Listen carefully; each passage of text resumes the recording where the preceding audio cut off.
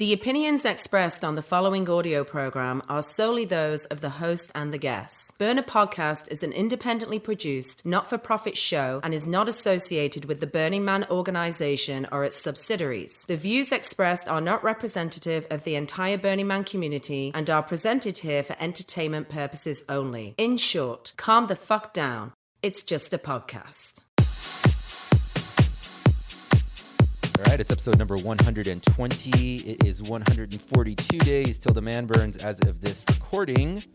Thank you, listener and huge supporter Ellie, for contributing to the Patreon. I often forget we have a Patreon, to be honest. We have a handful of you contributing, which covers my drives, like in the car, and gas, and servers, and fees and stuff. And more than anything, though, I learned from Nino in episode number 110 that fundraising is actually more about community building than about money. The more of us throw some change in the hat, the more community energy is contributing to a movement or project, so it's not just one person's monument to narcissism. You're helping the artist by...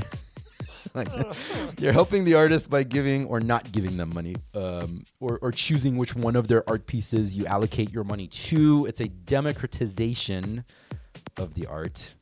You're voting for the pieces or the projects. Anyway, thank you. Thank you so much, Ellie. Thank you, Samantha. Thank you, Joel. I appreciate all of you who support the show by sharing and donating and listening. I've been personally actively manifesting today's interview for the past couple of years. And due to a series of only mildly interesting missed connections and miscommunications, it just kept not happening. But it's happening now.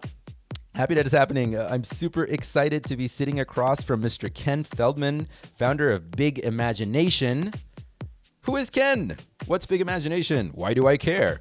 Well, many of you maybe know Ken better as, quote, the asshole that brought a fucking 747 to Black Rock City and ruined Burning Man. 100%. Look, let's be very clear. A lot of people, a lot of movements, a lot of cultural indignations have ruined Burning Man over the years. But if there was a vote tallied tomorrow about what really ruined Burning Man, I think the 747 would have a nice runner-up trophy to brag about. So I've been dying to meet Ken, to get to know his backstory, how he fell into this scene, where he came up with this insane idea, and to finally ask the really, really big question that's been on everyone's minds since it became known to the public, to the world, that someone was bringing a 747 to Burning Man. Why? All the answers from the horse's mouth today.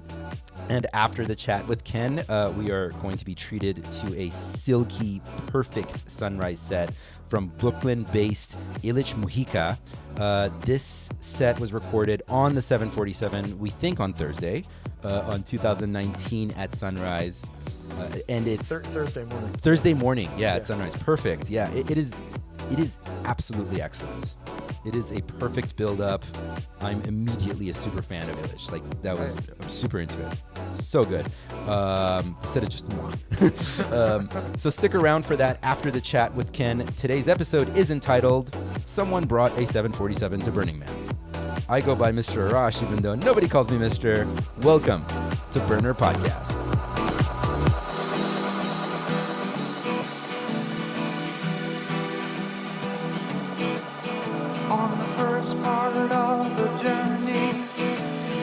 Looking at all the life. There were plants and birds and rocks and things. There were sand and hills and rain. The first thing I met was the fly with the bugs and the sky with no clouds. The heat was hot and the ground was dry, but the air was full of sound. I've been through the desert on a horse with no name.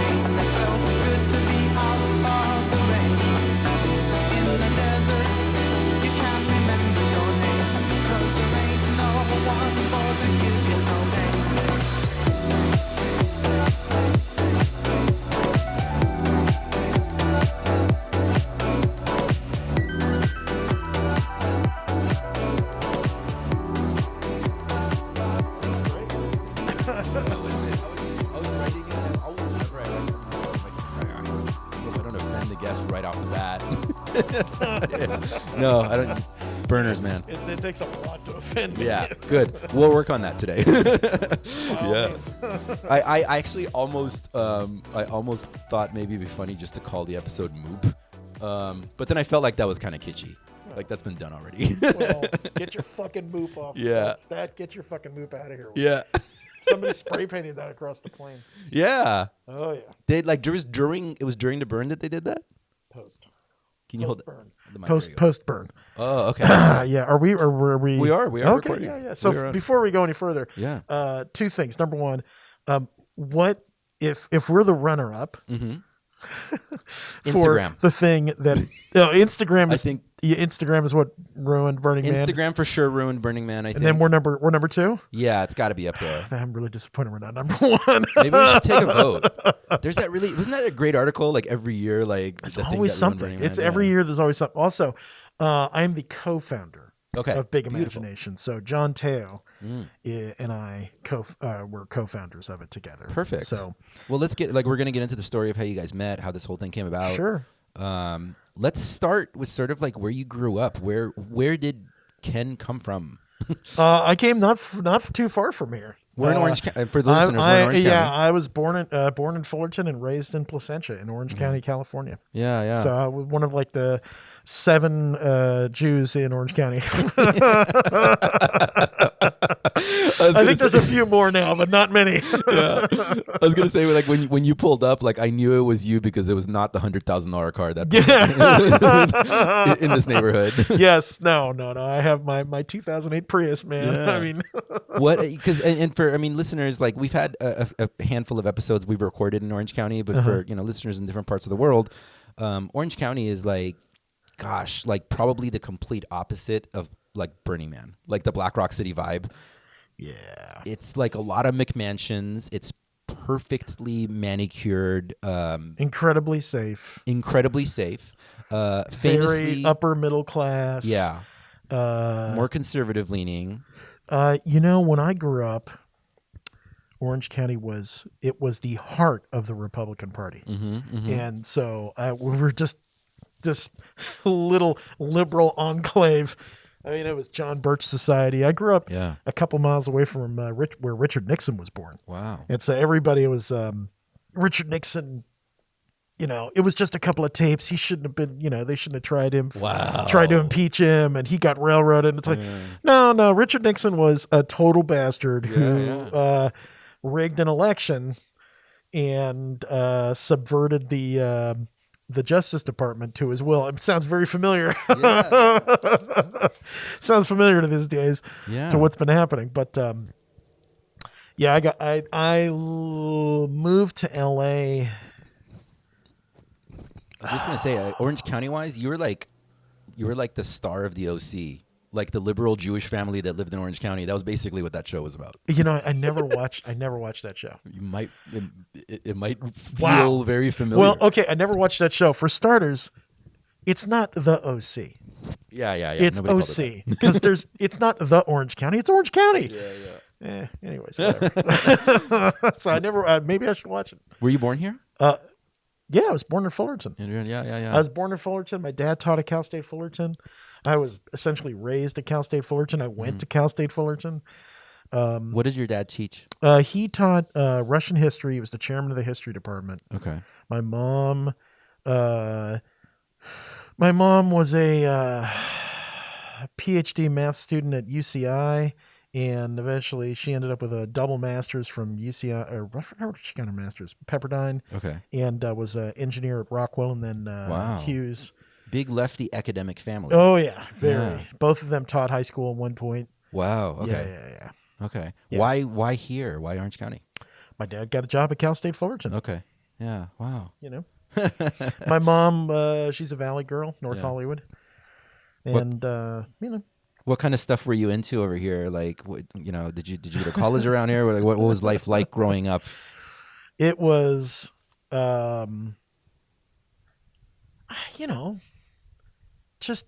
you think of a generic Steven Spielberg-esque upbringing, That's what it was. Wow. Like if you watch DT, Yeah. right? Yeah. That sort of generic suburban white safe middle class upbringing. That's what I had. Okay. I was extremely lucky. I mean, I pulled the genetic lottery. There's no Wow. question about it. So, went to a great, at the time, Placentia Unified, probably still is, was a fantastic school system.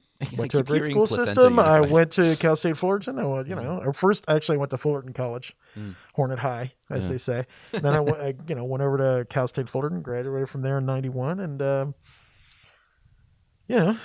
What did you major in?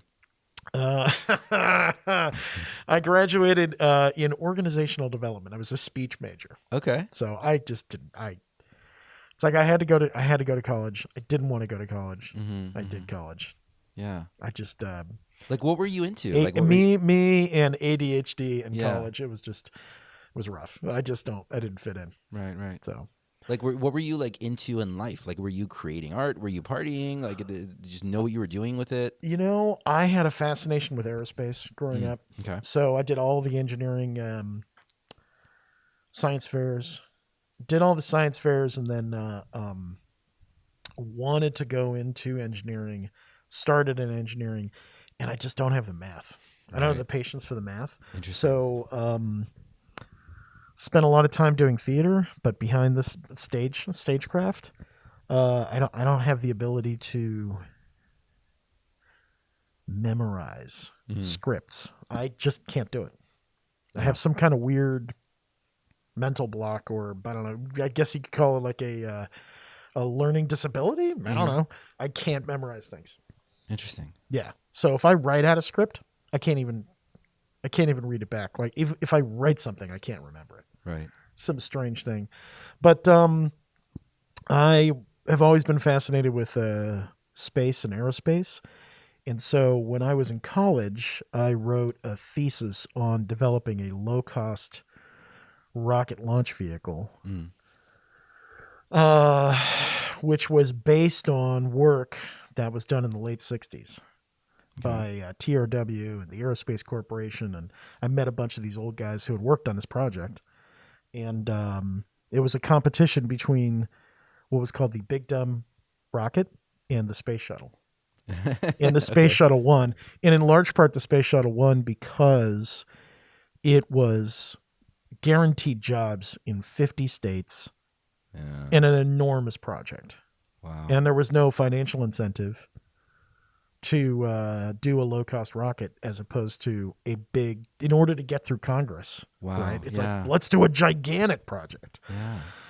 So Wow, that was like the aerospace embodiment of what I was describing in the intro about like funding an art project. The more hands are involved in it, the more people are part of the thing. yeah, Yeah. yeah. That is so fascinating. Well, How old were you when that was happening? I did that. Well, I was always, in high school. I was junior high and high school. I did all the science fairs, Okay. and then through college, I guess 22 or 23, because I took like I guess they would call it gap year. Uh-huh. Yeah, Took- yeah. I went to Europe for a year and just fucked Yeah. around. Something we should do here in the U.S., but like most people immediately dive into the career path. Well, yeah. I mean, don't get me started going down that road. Yeah. So I spent quite a bit of time in student politics. Mm-hmm. I worked for a political consulting firm as an intern and then switched over to student politics. And I just got really discouraged after doing that for a little bit and stuck with the theater / speech / but this aerospace thing was. And then around 89, some friends took me to, at the time, what was called an underground party. Mm-hmm. I guess actually back up a little bit. In 87, I went to my first Grateful Dead show. Yeah. All right. So I went to Enough said. 35 Dead shows, Yeah. did all that, and then went to an quote unquote underground party, which I guess people would call raves these days. So I went to some of the very first recognized raves in the United States. Okay. Got super into that. Wanted to do the rocket thing, but doing some analysis with a college professor, there was simply no way to crack into the market in 91. Mm-hmm. And I ended up moving to San Francisco and partying and having a good time. And then, What kind of music were you into? I was super into electronic music at the time. It was Which a combination of Grateful Dead mm-hmm. and like 60s hippie music Yeah. and electronic music. Yeah. So, But I mean, like, was it like, were you more into like house, trance? okay, techno? so to be clear, there was back then there were only two types of music. Okay. Okay, Just there was, electronic music. And there not. was house music and there was techno. Okay. That's it. There was no, psytrance, deep house, and it kind of just broke down the middle. Yeah. It's like you either like Chicago or you like Detroit. Yeah. That's it. Yeah. And I still and then at some point I lived in Amsterdam in '95, and they're like, "What are you talking about? It's just all house music." Yeah. They're like, "Yeah, you can all break it down," but they just in Europe they just call it's all house music. That's it, nothing else. It's like, all right. So I to this day, I don't understand all of the different subgenres. It's like, well, I like that and I don't like that. Well, I mean, I'll just full disclosure. The reason I ask is because I was always a trance guy. And a lot of times when I'm talking to guests, like we'll talk about how we were really into trance back in the day in the rave scene. Yeah. But it just doesn't, Yeah. Now it's like. Yeah. So you were Like what you were calling trance. Yeah. We would call, that's house music. Yeah. Right. Yeah. Or it's techno for a while. Progressive house now. Yeah. No, but I mean, there was at one point, I was like, that's piano house. It's like, it's still house music. It's like, come on, man. That's really funny. It's like, you like it. I just, there are connoisseurs out there of music. I am not a connoisseur of music. Yeah. There are other things that I'm much better at. Like I can get into super in-depth discussions on film, Sure. in the genres of film and what this director did and whatever. But with music, it's sort of like, well, I don't know. That sounds good. That's about as far as I can get. So, What are your favorite genres of film? I mean, I'm really into all the different types. I mean, you name it. But late 60s, early 70s, that whole Paramount, the auteur, the American auteur movement was, there's something special about that, Chinatown, and even though, what's his name is a son of a bitch. Yeah. Spielberg, let's see. Let's not go too far off on. Well, there is a certain group of American directors who were all hanging out with. Oh God, I'm blanking on their names now. Yeah. You're gonna kill me. No, it's on the all names. good. Okay. I guess that what I'm more less interested in like the names and more in like I'm trying to kind of get a handle on where some of your inspiration comes from. Oh well, in the creative process. So like the inspiration had nothing to do with it. Is nothing to do with my cinema. Yeah. Guests always think so, and yet at some point I'll find it. I went. What it was for me is I went to some incredible raves in the late 80s and early 90s in Los Angeles and San Francisco, and the stuff people were doing was just fantastic. And then I was going to all these parties and it's like, I got to make a living, man. Yeah. I had like 3 months of fucking around. It's like, I need to make some money here. Just crashing into my brother's apartment up in San Francisco and with my friend Aaron.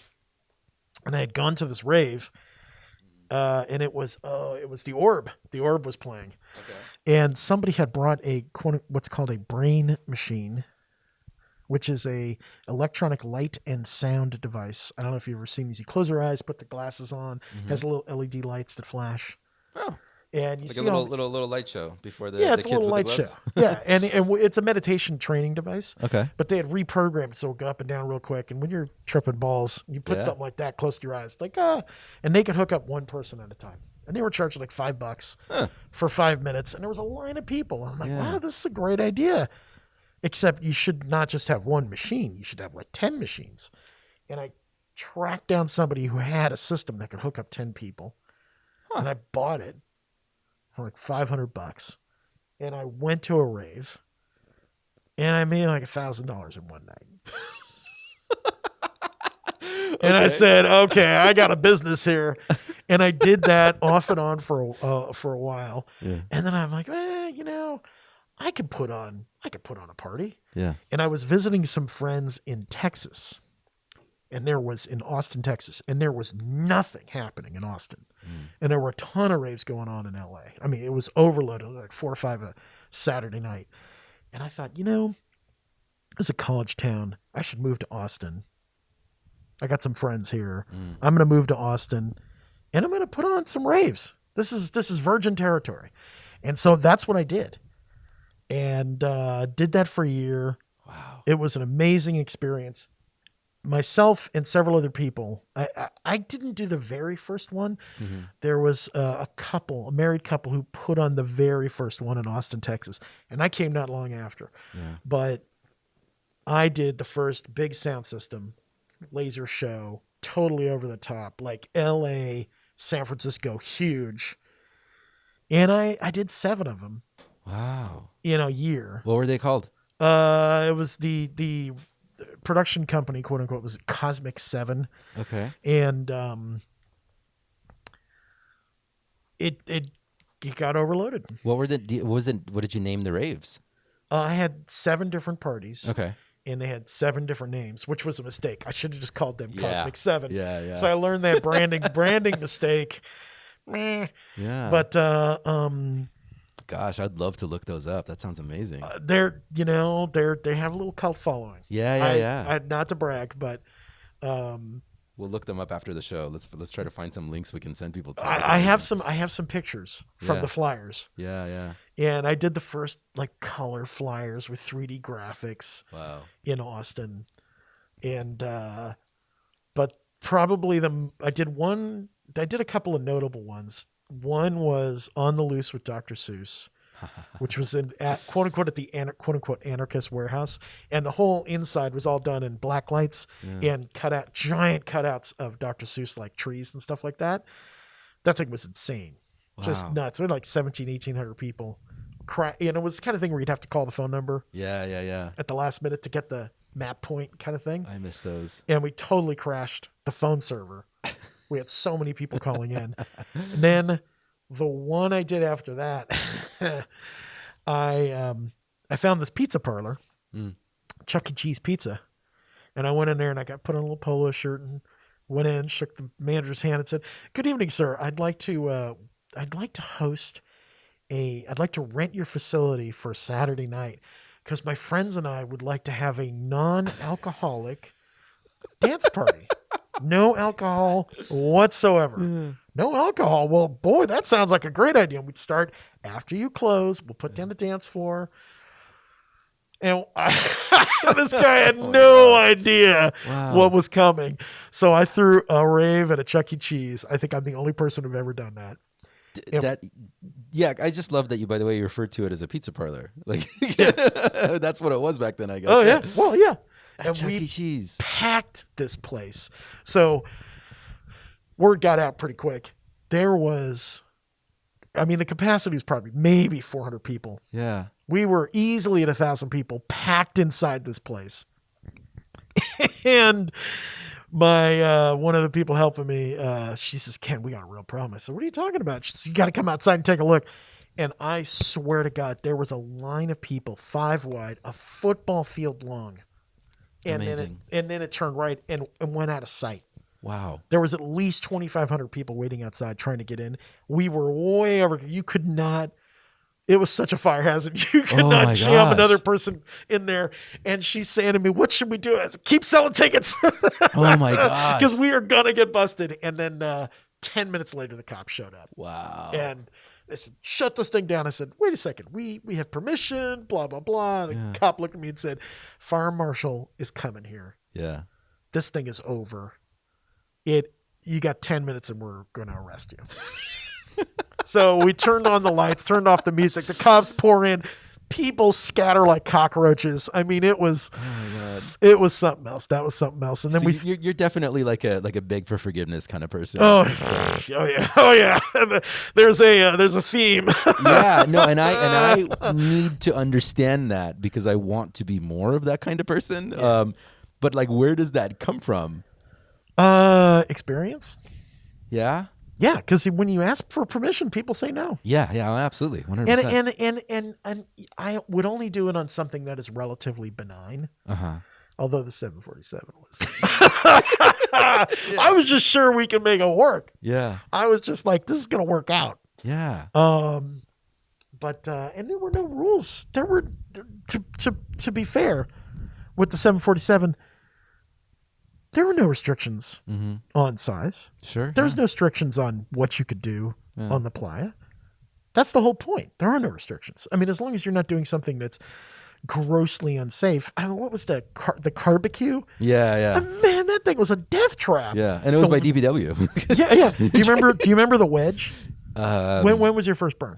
2012. Okay, so my first was 2008. 2000. I keep banging the microphone. Sorry about that. Bang away, man. Yeah. Well, I'm wearing this big old mask. So 2009, there was this thing called the wedge, which was, I don't know how tall it was, like 20 feet tall, and it was just a wedge. It was probably 20 feet tall, 10, 15 feet wide, and it was a wedge of wood covered in AstroTurf. And you climb up the stairs. They give you a piece of cardboard, and then you slide down this 45-degree angle right into the playa. Yeah. And every single person who went on that got injured. Wow. I mean, there was not. And I get there, and my friend Kim, I see her. She's like, Ken, oh my God, I'm so happy to see you. And she's got this enormous bandage on her forearm, just this huge white bandage, and you could see red oozing out from it.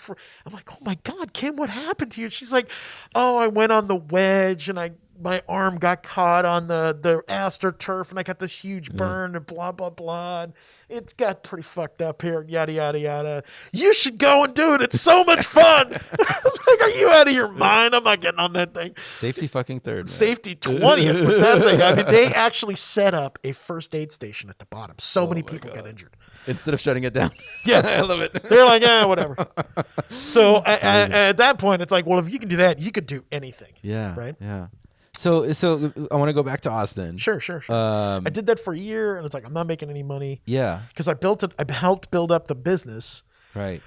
But then there were 3 raves a night. It's like, now I'm losing money. If I had stuck with it, who knows what would have happened. But I said, forget it. Bailed out.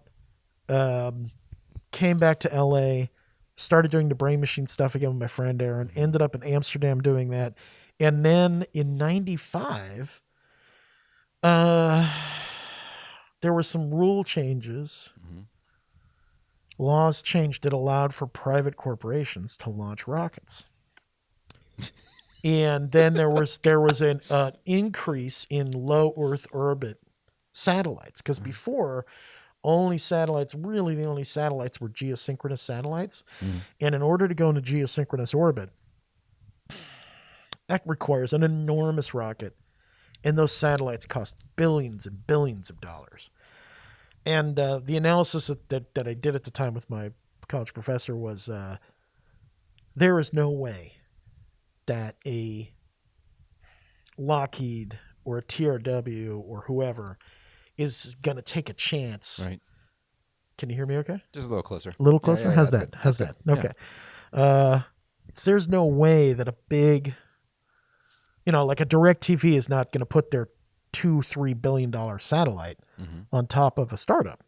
Startup's rocket, just not going to do it. It's not worth the risk. You might save some money, but the risk reward ratio it's not worth it. And there's just not enough launches. Now, once you started getting, let's see, Teledesic, Iridium, Globalstar, these are all low Earth orbit satellite constellations. They're talking about 88 satellites, 77 satellites, 1,000 plus satellites. Teledesic, Starlink. Starlink is SpaceX's internet in the sky. Okay. They're putting up 1,000 plus satellites. And what does Teledesic mean? Teledesic was Starlink before Starlink. Okay. So that they were going to put over 1,000 satellites into space. Gotcha. Okay. And you'd be able to get the internet and, blah, blah, blah from outer space. So now suddenly there was this enormous market, and it made sense to develop a low-cost rocket that could compete in that space. Are you able, before we continue on that, are you able to articulate what about this was drawing you to it? Like, why did you want to launch a rocket when you think about it? Okay, I love to build things. I love building things. But I've always been fascinated with space. When I was, and I know exactly when it started. When I was 8 or 9 years old, Yeah. my parents got the World Book Encyclopedia. It was a competitor to the Encyclopedia Britannica. And they had a science year book. You get the regular encyclopedia, and then every year you get, for a little extra money, you get the science year book. Right. And in there was an in-depth analysis on Apollo and the Apollo program. And I would read that section over and over and over again. I was obsessed with Apollo. Yeah. And being an astronaut and rockets and just everything about that. I must have been 8 or 9. And I read that every day. I just read it over. I would look at it, and I would play astronaut and had a space capsule underneath the stairs, which is, just me pretending. I just was so obsessed with that. And then the next year, they had a science fair section in the science year. And I would just go back and forth between reading those two things. And I can't explain it, but it just nuggets stuck Just in felt my the head. drive. Yeah. Yeah. And then it's like, well, when am I ever going to build a rocket? And I love the space shuttle and all things NASA. And when the space shuttle accident happened, The Challenger. Yeah. there was an article that came out a few months after describing how there was a choice between doing the big dumb rocket and the space shuttle. And there is no question in my mind that the space shuttle was an enormous mistake based on this article and based on everything I've read and based on everybody I've interviewed, because I met all the guys who developed this low-cost rocket, and they all said the same thing. Number one, it would have cost a fraction of the price of the space shuttle, a fraction of the price. And number two, it would have been far safer. Yeah. It didn't have solid rockets. It had a very low parts count, and parts count equate into increased safety. Yeah. Yeah. Less things blowing up. Less things to break. Smashing people. Yeah. And when rockets fail, they generally fail catastrophically. There's rarely is there a failure mode that doesn't involve an explosion. That's just because you got a lot of fuel on board, right? Yeah. So now I know there's a lot of people who would now say, oh, no. More complexity equals to more safety, blah, blah. I don't care what you say. That is just a fallacy. Yeah. Okay. So we've had multiple space shuttles at this point, right? Like, aren't we using them pretty regularly? Well, we don't. The space shuttle program is over. Okay. Yeah, that's done. Well, look, I mean, as a layman who doesn't understand the technology, I thought it was the same technology. I didn't realize that. Didn't we have multiple space shuttles that We had multiple space shuttles, and 2 of them blew up. Wow. Okay. Interesting. Yeah, they were from a. And what we use now is We don't use space shuttles anymore. We use now. We've been getting into space using Russian rockets, Okay. which are far more reliable. Interesting. Now, I've been out of the business for a long time. Sure. Okay, but the Soviet Union had an extremely reliable program. Yeah. And the reason why is because they came up with a very simple project, very simple rocket, and they refined it, and they got that thing down. They knew exactly how to build it.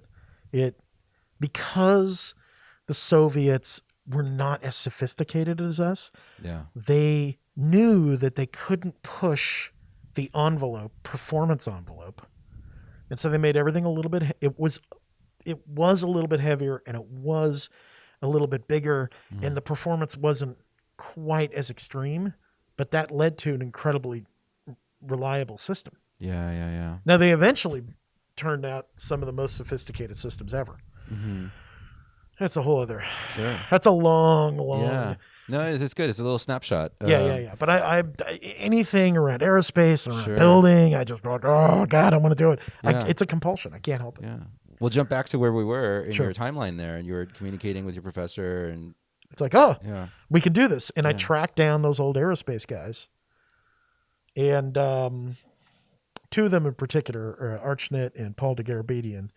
And I convinced them to essentially co-found. Now they were old, they were retired, and they were, especially Art. He was a little frail at that point. So this was more they were consulting on the side.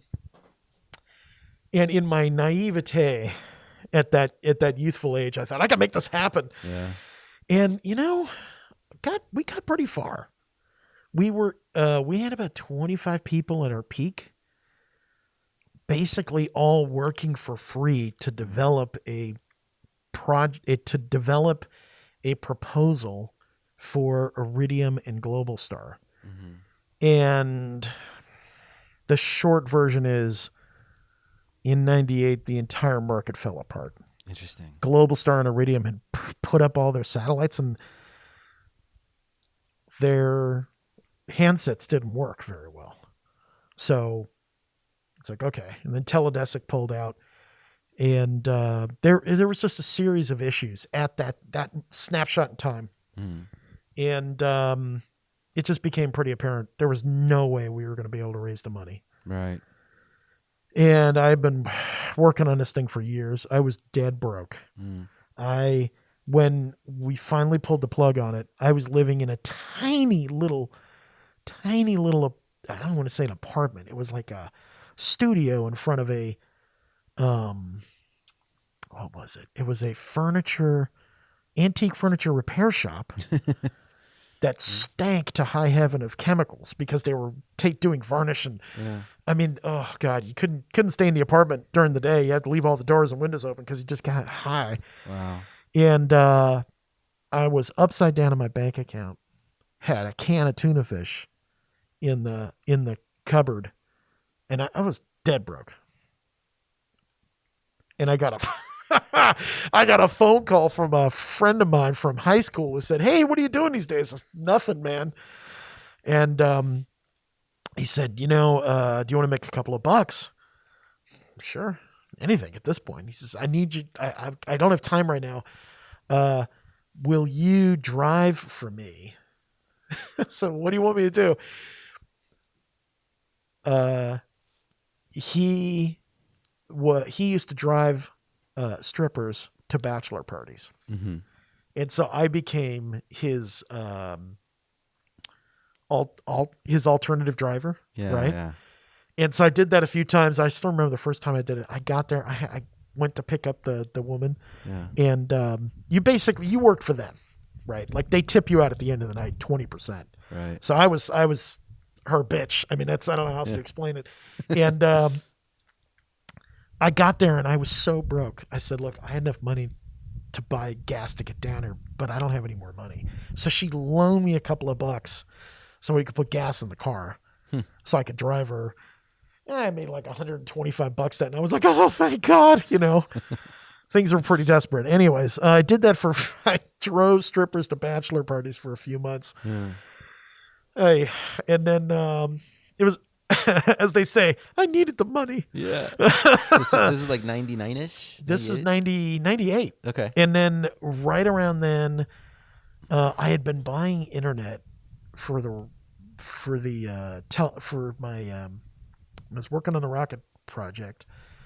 This is back when you had to find an internet provider. You don't just call up your cable company, right?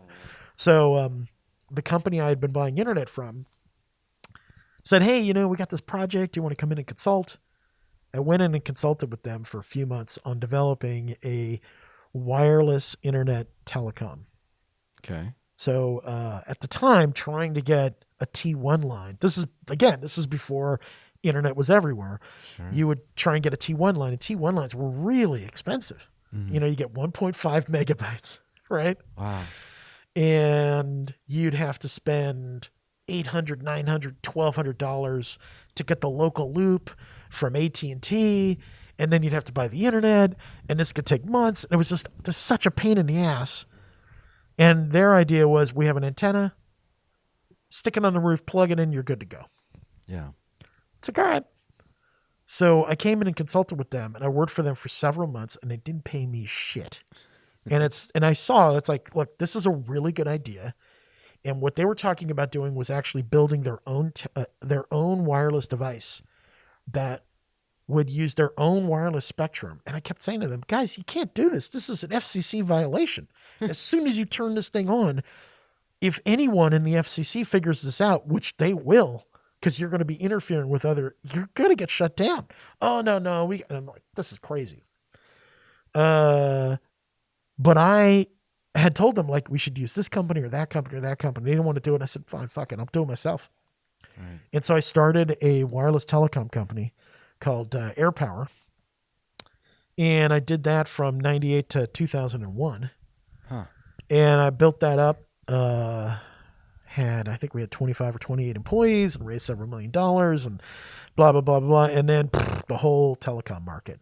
First, the internet collapsed. Oh my gosh. .com collapsed in 2000. And then the telecom market cratered right after. And our big investor just said, forget it. Not putting any more money into it. And then one of our other investors had been putting money into it. I think it was Elliot Brady, who his name is has been in the papers recently because he was involved in some Republican fundraising scandal. Yeah, of course. Yeah. I don't know. It's something like he had a mistress who was being, what was Trump's lawyer? Giuliani? No, who went to jail. I don't remember his name, but I know you're talking about. Yeah. That was also Elliot's lawyer, Oh, wow. was like there was this whole scandal. I'm like, this guy was one of my investors, son of a bitch. Of course. Yeah. What? Were you still living in the studio apartment at this time? I once the telecom thing kind of got going, I could finally afford to actually get out of there. And me and two other guys rented a place up in West Hollywood? We rented this fat pad up in West Hollywood from Frida Payne, who was a Motown singer. Wow. And it had been Rob Zombie's house. Wow. Oh, yeah. It was great, man. That's a major step up. Yeah. Well, I mean, I was living with two other guys. Right. I wasn't paying that much rent. We were paying a fraction of the price of everybody else on the street. Right. I mean, it's still a major step up from a studio Oh apartment. yeah, it was way better than whatever. I think we were renting that house for $4,800. Yeah. But it was on the Bird Streets. It was on Blue Jay, and we threw these raging parties up there every weekend. It was just so much fun. And then the whole market collapsed, and that was it. It's like, okay. Did you have to move out of there? Oh yeah. Well, at the end of the year, we had all had enough. Right. And I moved into a small place on the top of La Brea, and then the whole market just wiped out. I actually was living in the office at one point. Wow. So when we had no money left, we had this big half a floor in downtown LA in an old building, 548 South Spring Street. And I had to move out of my apartment because I wasn't taking a paycheck at that point, and I moved my bed into the back. Right. And because we had such a big floor plate, there was an office all the way in the back, and I basically set up an apartment in the back there. We had showers, and like, okay. It was pretty sketchy. I did that for about 3 weeks, and then that was the end of the business. Fascinating. So it's in this chapter in your life, were you aware of Burning Man? Nope. Okay. Oh, no, that's not true. That is not true. Okay. You were aware that it was a thing that existed. Okay, so in 1995, I was living in Orange County again. I was crashing at my dad's house, and I was still doing the Brain Machine stuff, and I got this phone call I was hanging out with my friend Aaron, and we're hanging at my dad's office at his house. And I get this phone call from somebody. He says, hey, man, I heard about your brain machines. I'd love for you to come out to this thing in the desert. This is 95. Yeah. And, Wow. Bring the brain machines. I'm like, well, how many people? He's like, oh, like, I think it was like 5,000 people. That's Right. what he said. I'm like, oh, 5,000 people. How long does it last? It's like, 5-6 days. And I start thinking, whoa, we are going to make a ton of money. So I say, I know, hilarious. So I say to the person on the other end of the phone, I say, okay, well, we charge $1,000 Right. to go, right? You have to pay us $1,000. And then we charge, it was like $2 for every 5 minutes. And I start rattling off all these prices. And the guy says to me, oh, no, brother, you can't charge money. We do it for free. Yeah. I said, what? Let me see if I got this straight. You want me to haul my ass all the way out to the desert, bring all my equipment out there, and give it away for free? You are out of your fucking mind. No, thank you. Click. Hang up the phone. This is 95. Whoa. So that was your introduction. So And I just didn't think about it again. wow. Okay. And then Aaron and I are sitting there in my dad's office, and we're looking at each other. Oh, this wasn't 95. This is like 93. Mm-hmm. Yeah, well, 92, 93. That must have been in 94 Yeah. when I got that phone call. So in 1994, Aaron and I, he could have been 93. He's much better at the dates. I'd have to ask him. 93 or 94, we're sitting there and we're looking at each other, and we say, I still remember this. I look at him, I say, Aaron, we are fucking college graduates, and we're doing this stupid brain machine thing at a rave. I mean, come on, man. We gotta do something different. And he looks at me, he's like, oh, I know. And at exact moment, the phone rings. I pick it up, and it's this guy we knew named Brad Baker, who used to do film loops. Do you remember the film loop stuff? In at the raves? Yeah. So you get the 8mm, 16mm film loops and film projectors, and he calls us up and says, hey, man, I got this thing going on in Amsterdam. We're like, what? I will pay for your airline ticket Whoa. for both of you guys to go. You just pay me back and give me 20% extra, right? Yeah. And this after we said this whole thing about we have to have different jobs. And we're like, yeah, we're going. We're going to Amsterdam. And so then Aaron stayed there. I came back for a few months, and then we sort of switched off. How had you met Aaron?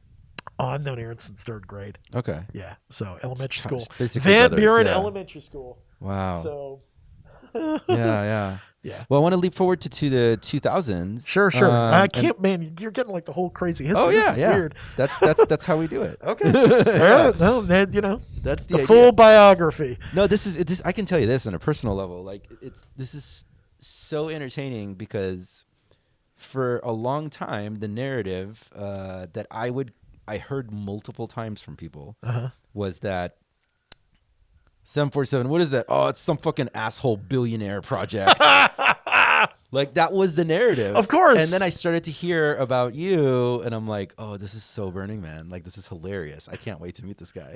So all of this is excellent. Like this is perfect. We're getting DNA. I will tell you right now Yeah. that the whole "this is a billionaire project" was Yeah. complete utter bullshit. Yeah. No, Um, that was the narrative that existed. This is what ruined Burning Man. I take great pride in ruining Burning Man. I'm glad that I can. I've had Proud of you. well, Marion said to me, Marion is CEO of Burning Man. Yeah, man, go She said to me when we were going through all this shit, she said, Ken, you just got to let this shit roll off your back because every year it's somebody. Yeah. One year it was White Ocean. Yeah. Before that it was, I forgot she's like, it's every year. Every year it's somebody. Every year. And I think in 2019, it was the big head, Right. right? Yeah. And none of was these that. people deserve it. Sure. Yeah. None of it's just like everybody has to have, not everybody, but there's a certain element of Burning Man that just needs something to shit on. Yeah. No, And it just so happens it's your year. Right. Now, we definitely caused trouble. Yeah.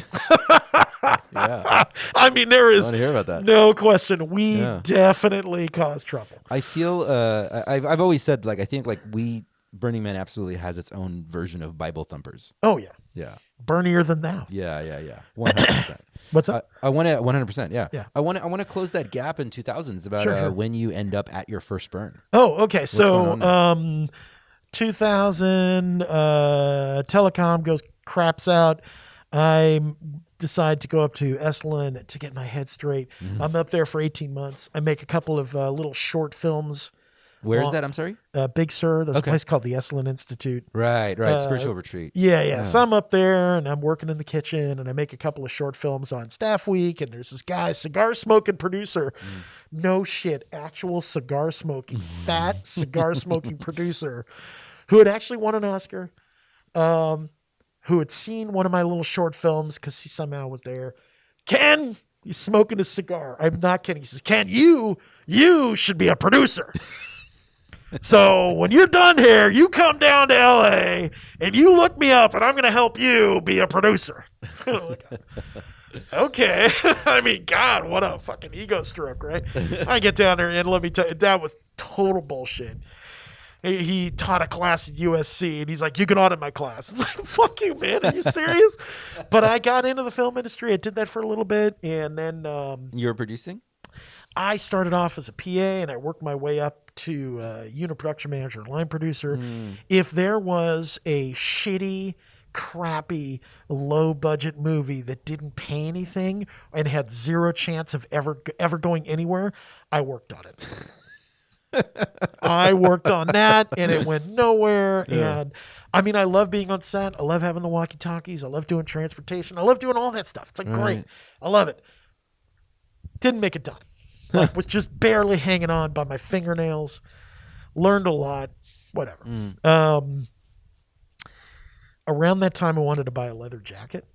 I'm like, God, I really need to buy a leather jacket. Where the fuck do you find a leather jacket?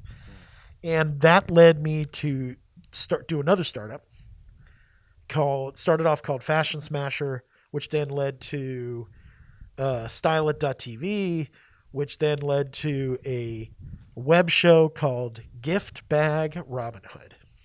Gift Bag Robin Hood. Gift Bag Robin Hood. Okay. Let me see if I can remember, because I wrote the intro and I still don't know if I can do it. Okay. Hi, this is Ken with Gift Bag Robin Hood. It's better to give than to receive. Each week we go to amazing events, get incredible gift bags, and give them all away to you. This week we are at the launch of Paris Hilton's hair extension line. Let's check in with Paris and see what's going on. That's amazing. Now, that is true. Yeah. Okay. And someday I want to meet Paris Hilton because I want to thank her. Because the reason why I ended up at Burning Man was because of Paris Hilton. She doesn't know that. Amazing. Amazing. Okay. She does not know that, but it's true. So Because Paris Hilton's one of the people who ruined Burning Man. Oh, she's So we have her to she's thank. definitely ruined Burning Man. Oh my God. Apparently she went on the plane. I wasn't there. God, I wish I had met her because I would love to have told her the story. Amazing. Yeah. So I'm doing Gift Bag Robin Hood and I got a friend who says, you got to take me on one of these things. I'm like, all right. I tell him Paris, he's like, I got to go. I'm like, okay. So we go. He gets wasted. Okay. And he's having a great time. The free drinks, the this and that. It's at some house in Malibu. And Paris is there, and she's being really nice. We did the interview with her for 10 seconds, and they're giving away hair extensions and all this crap. Yeah. And he pulls me aside. We're driving home. That's right. We're driving home. He's drunk. He says, I had such a great time, man. I had such a great... you should come with me to Burning Man. I'm going to take you to Burning Man. I'm like, what are you talking about? This is, by the way, this is on Saturday. This thing is on a Saturday or Friday or something. I said, Burning Man. He says, yeah, man. Well, how much does it cost? He says, don't worry. I got an extra ticket and you can have it. Now, this is 2008 before it sold out, right? Yeah. Okay, so it wasn't like, oh my God, tickets. Yeah. I'm like, wow, okay. But, I don't know how much it costs. I don't have a place to stay. And he says, don't worry. I got an RV you could stay in the RV. Wow. I'm like, okay, fuck it, man. When does it start? Well, the gates open tomorrow. Oh my God. But I'm driving in on Tuesday morning or something like that. So all you have to do is get to Sacramento by Monday night. So I got like 48 hours to get this shit together. Wow. And I did. Yeah. And I got in the RV with this guy who's, I don't know if he wants me to talk about him, so that's why I'm using this guy's name. But then there's Kim and, oh God, I'm blanking on her name. And we end up at Burning Man, and they're all camp members of Robot Heart in Robot Heart's very first year. Wow. Kim, it was dating Gio, who just passed, which is a fucking shame, man. Yeah. And Community definitely came out for that one. I saw a lot of posts. A lot oh of people yeah, talking about that was just. Anyways, so get into that in a little bit, but so my very first year was Robot Heart's very first year. Wow. Back before Robot Heart was Robot Heart. It was just a bus with a sound system on the side. And I just had the best time. It just combined. Is it too windy? Sometimes it picks up a little bit. Okay. Yeah, Let me see if I can lean forward here and get out of the wind. So I had such a great time. And, in hindsight, the guy brought me without telling them. Yeah. And it's like, I don't know. You got to camp and somebody shows up and they're like, oh, and I brought a friend. They're like, what the fuck? We're supposed to survive out here for a week. Oh, God. And they were all really cool about it. And it's like, I didn't pay any dues. I don't know what that's all about. That's my first time. And I was like, this guy, he shouldn't have done that. Yeah. Right. But they were all really cool. And I made some really great friends. Yeah. And my job was what I did is I walked in front of that bus, moving bikes out of the way. Mm-hmm. Yeah. Right? Because, you're driving in a dust storm, whatever. And so I was sort of like the safety guy. I walked out in front of it. I had such I must have walked 6,000 miles on my first burn. I had such a good time doing that. And I really got the art car bug. Yeah. And that's kind of, That was where the seed was planted. Oh, yeah. That's fascinating. And I had to, look, I've been to 12 burns. Oh, we're getting kind of windy here. Yeah, So a little windy. Sorry, listeners. At least there's no dust. Yeah. Right? We got our masks on. There's no dust. There is a porta potty. I can tell you that. We are using that, even though we're here. Oh, wow. Okay. Yeah. I had such a great time. Mm-hmm. And all I could think about when I left was, I got to go back. Yeah. I got to go back. I can't wait to get back. I had the prototypical life-changing, oh my God experience. And then I went back in 2009 and I sort of tangentially camped with Robot Heart because I still couldn't afford it. And they were cool about it, but I was with. Okay. We were at Burning Man. Yeah. Okay. So we're 2009. So I am hanging out with Greg Mueller in 2009. And the bot had gone to Opulent Temple over on the 2 o'clock side. And we might have been partying. No way. What? Weird. What? And I saw a bicycle made out of airplane parts. Mm-hmm. And I looked at Greg and I said, whoa, bro. And I probably said, dude, wouldn't it be great if we made a art car out of an airplane? And he said, yeah. And that was wow. That was the beginning. And then I sort of had some thoughts. I've always said, man, the thing about Burning Man is that everywhere else in the world, people have drunken high ideas about something ridiculous to do, and then you laugh about it and you move on with your life. Yeah. At Burning Man, you go and do it. Yeah. It was a idea. Yeah. So I love that. I wish I could take credit for that term, but it's not mine. But the next day I was at camp and I remember there were 2 RVs and there were a little barbecue set up next to one of the RVs, and Walter was sitting there, and I sketched out in the dust a 747 with a convertible top. I said, man, we should buy a 747 and turn it into an art car. And they all looked at me and said, you're a fucking crazy, man. That is this. No. Wow. And then I kept going on, and somebody said, why don't you try building something a little smaller first? Yeah. Like, that's a great idea. And so I started thinking. And for 2000, I came back, and in 2011,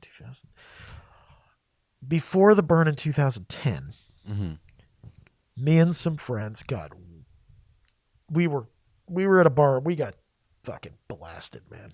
Yeah. We were not driving to be, Of course. we were being safe. But we were doing happy hour, and things just spiraled out of control. And we came up with this idea where, okay, we need let's just get a truck. Let's just get a pickup truck. We'll cover it in fur. It's back when you could do that. We'll cover it in fur, and we'll just put seats in the back. And that's like, then we should put a stripper pole right in the middle of those seats, right? Because that'll be fun. Yeah. And it's, if you're going to do a stripper pole, how are you going to hold that stripper pole in place? Well, you got to have like a metal frame to kind of hold it in place so it doesn't fall down. Well, if you got that metal frame, you should that's like a roof. You should make a staircase that goes up top so you can stand on top of that. Right. And you should put it's just like one thing led to another. And I sketched this thing out. And didn't become a 747, did it? No. Okay. No. This is like predecessor. Right. So, and what are you doing professionally at this time, by the way?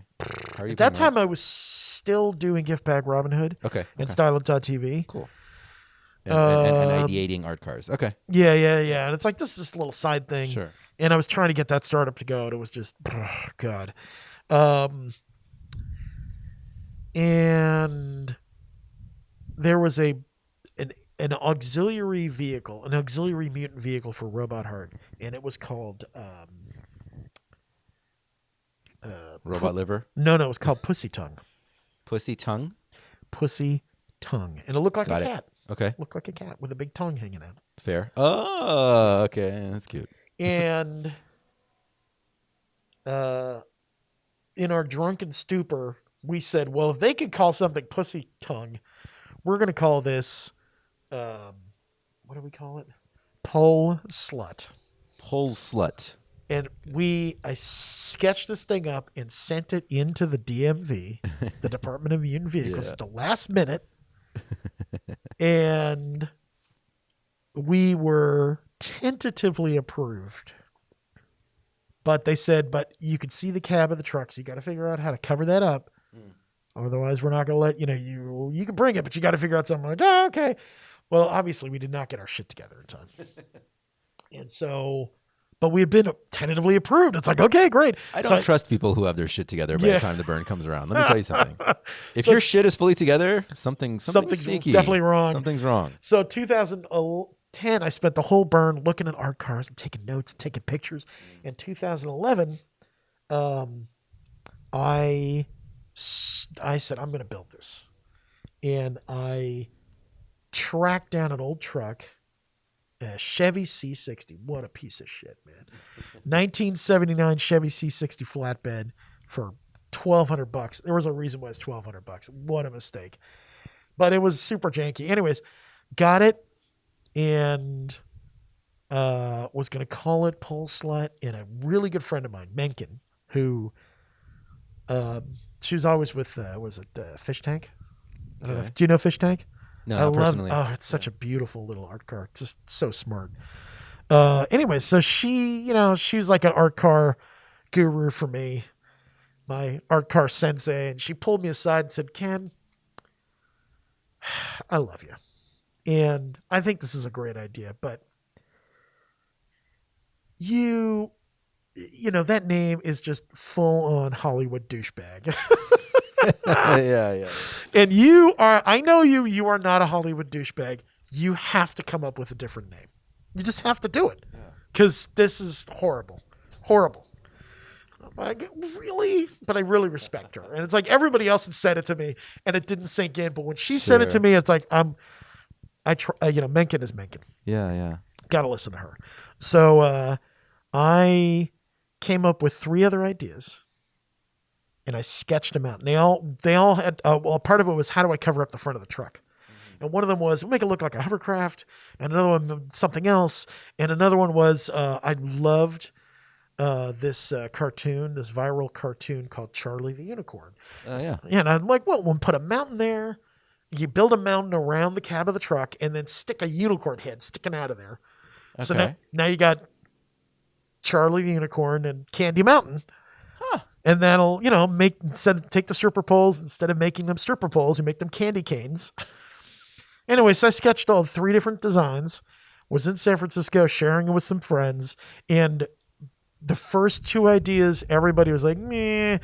And then the last one, Charlie the Unicorn, 2 of the people were like, that's a really great idea. And the third one was my friend Angela, and she lost her shit. She's like, oh my God, I love Charlie the Unicorn. Wow. This is the greatest idea in the world. And that was it. It's like, okay, we got a winner here. I had no idea the story was going here. I had no idea Charlie the Unicorn. Yeah. Wow. Okay. Yeah. So I built, I gathered up a group of friends, and then it just grew into this thing. Yeah. And we built Charlie the Unicorn. Wow. So that was my first art car. That is absolutely amazing. I had no idea. This could have been a Charlie the Unicorn interview. It could have been. It could have been. And that was a fantastic experience. I mean, such a movement has come out of that. Like this. Oh yeah, it's amazing. I feel super honored. It is the jankiest art car on the playa. Yeah. But this is what I will stand by this. Charlie Unicorn is the jankiest art car on the playa, but it is also the most beloved. Yeah. Certainly top 3. Absolutely. Okay. Yeah. I don't know if they're going to bring it back. I hope they do. I hope they get one more year out of it. We'll see. God damn, that thing was hard to run. I mean, I love it, but fuck, that was so much work. Now, I've always said, like, anyone who brings art cars, like, God bless you, because like you're tinkering with it the entire burn. Like, there's always some sort of a something that you got to fix or and screwdriver. Because it was a 1979 Chevy C60. Wow. Which was a horrible year. Horrible year. Just so many. And I got it for $1,200. Yeah. It was always a problem. There was always a problem with that thing. And so, somebody give me advice. They're like, what you want to do is you want to get the Hino or the Mitsubishi, or they gave me advice. They're like, you should just raise more money and go out and buy this particular type of truck because the thing is bulletproof and it's got a really tight turning radius and all this stuff. Nope. Wow. Not listening to people's advice is definitely... and just going full steam ahead, that's definitely a both a good and bad trademark of a Ken Feldman production. Yeah. No, and I mean, I made a note earlier in my notebook. I feel like I was trying to figure out, sort of like what drives you, and I wrote down the word disruptor. I feel like there's a general. Like there's like this childlike thing that you'd like to just kind of poke things. Like, is this a big scary animal? Let me poke it with this thing and see what happens. Deal with it later. And it's super interesting. I feel like there's a little bit of a pattern of that in what your creative process is. The funny thing is people ask me this all the time, and I just haven't. I haven't analyzed myself enough. Maybe I'm just not self-reflective enough, but I can't come up with maybe that's it. Yeah. No, it's okay. I mean, then I wouldn't have a job if you were doing that part. Well, I know there's a lot of people who are like, oh, my personal philosophy is blah, blah, blah. And these are the things I live by and yada, yada. And I truly am actually spending time thinking about that. Mm-hmm. But mostly it just comes down to, I just love tearing shit apart, putting it back together. Yeah. And that's just always been a thing. Right. When I was a kid, there wasn't a radio in the house that I didn't tear apart. And you didn't always get them back together again. Yeah. But that's what you do when you're 5 years old. You just tear shit apart and try and figure it out.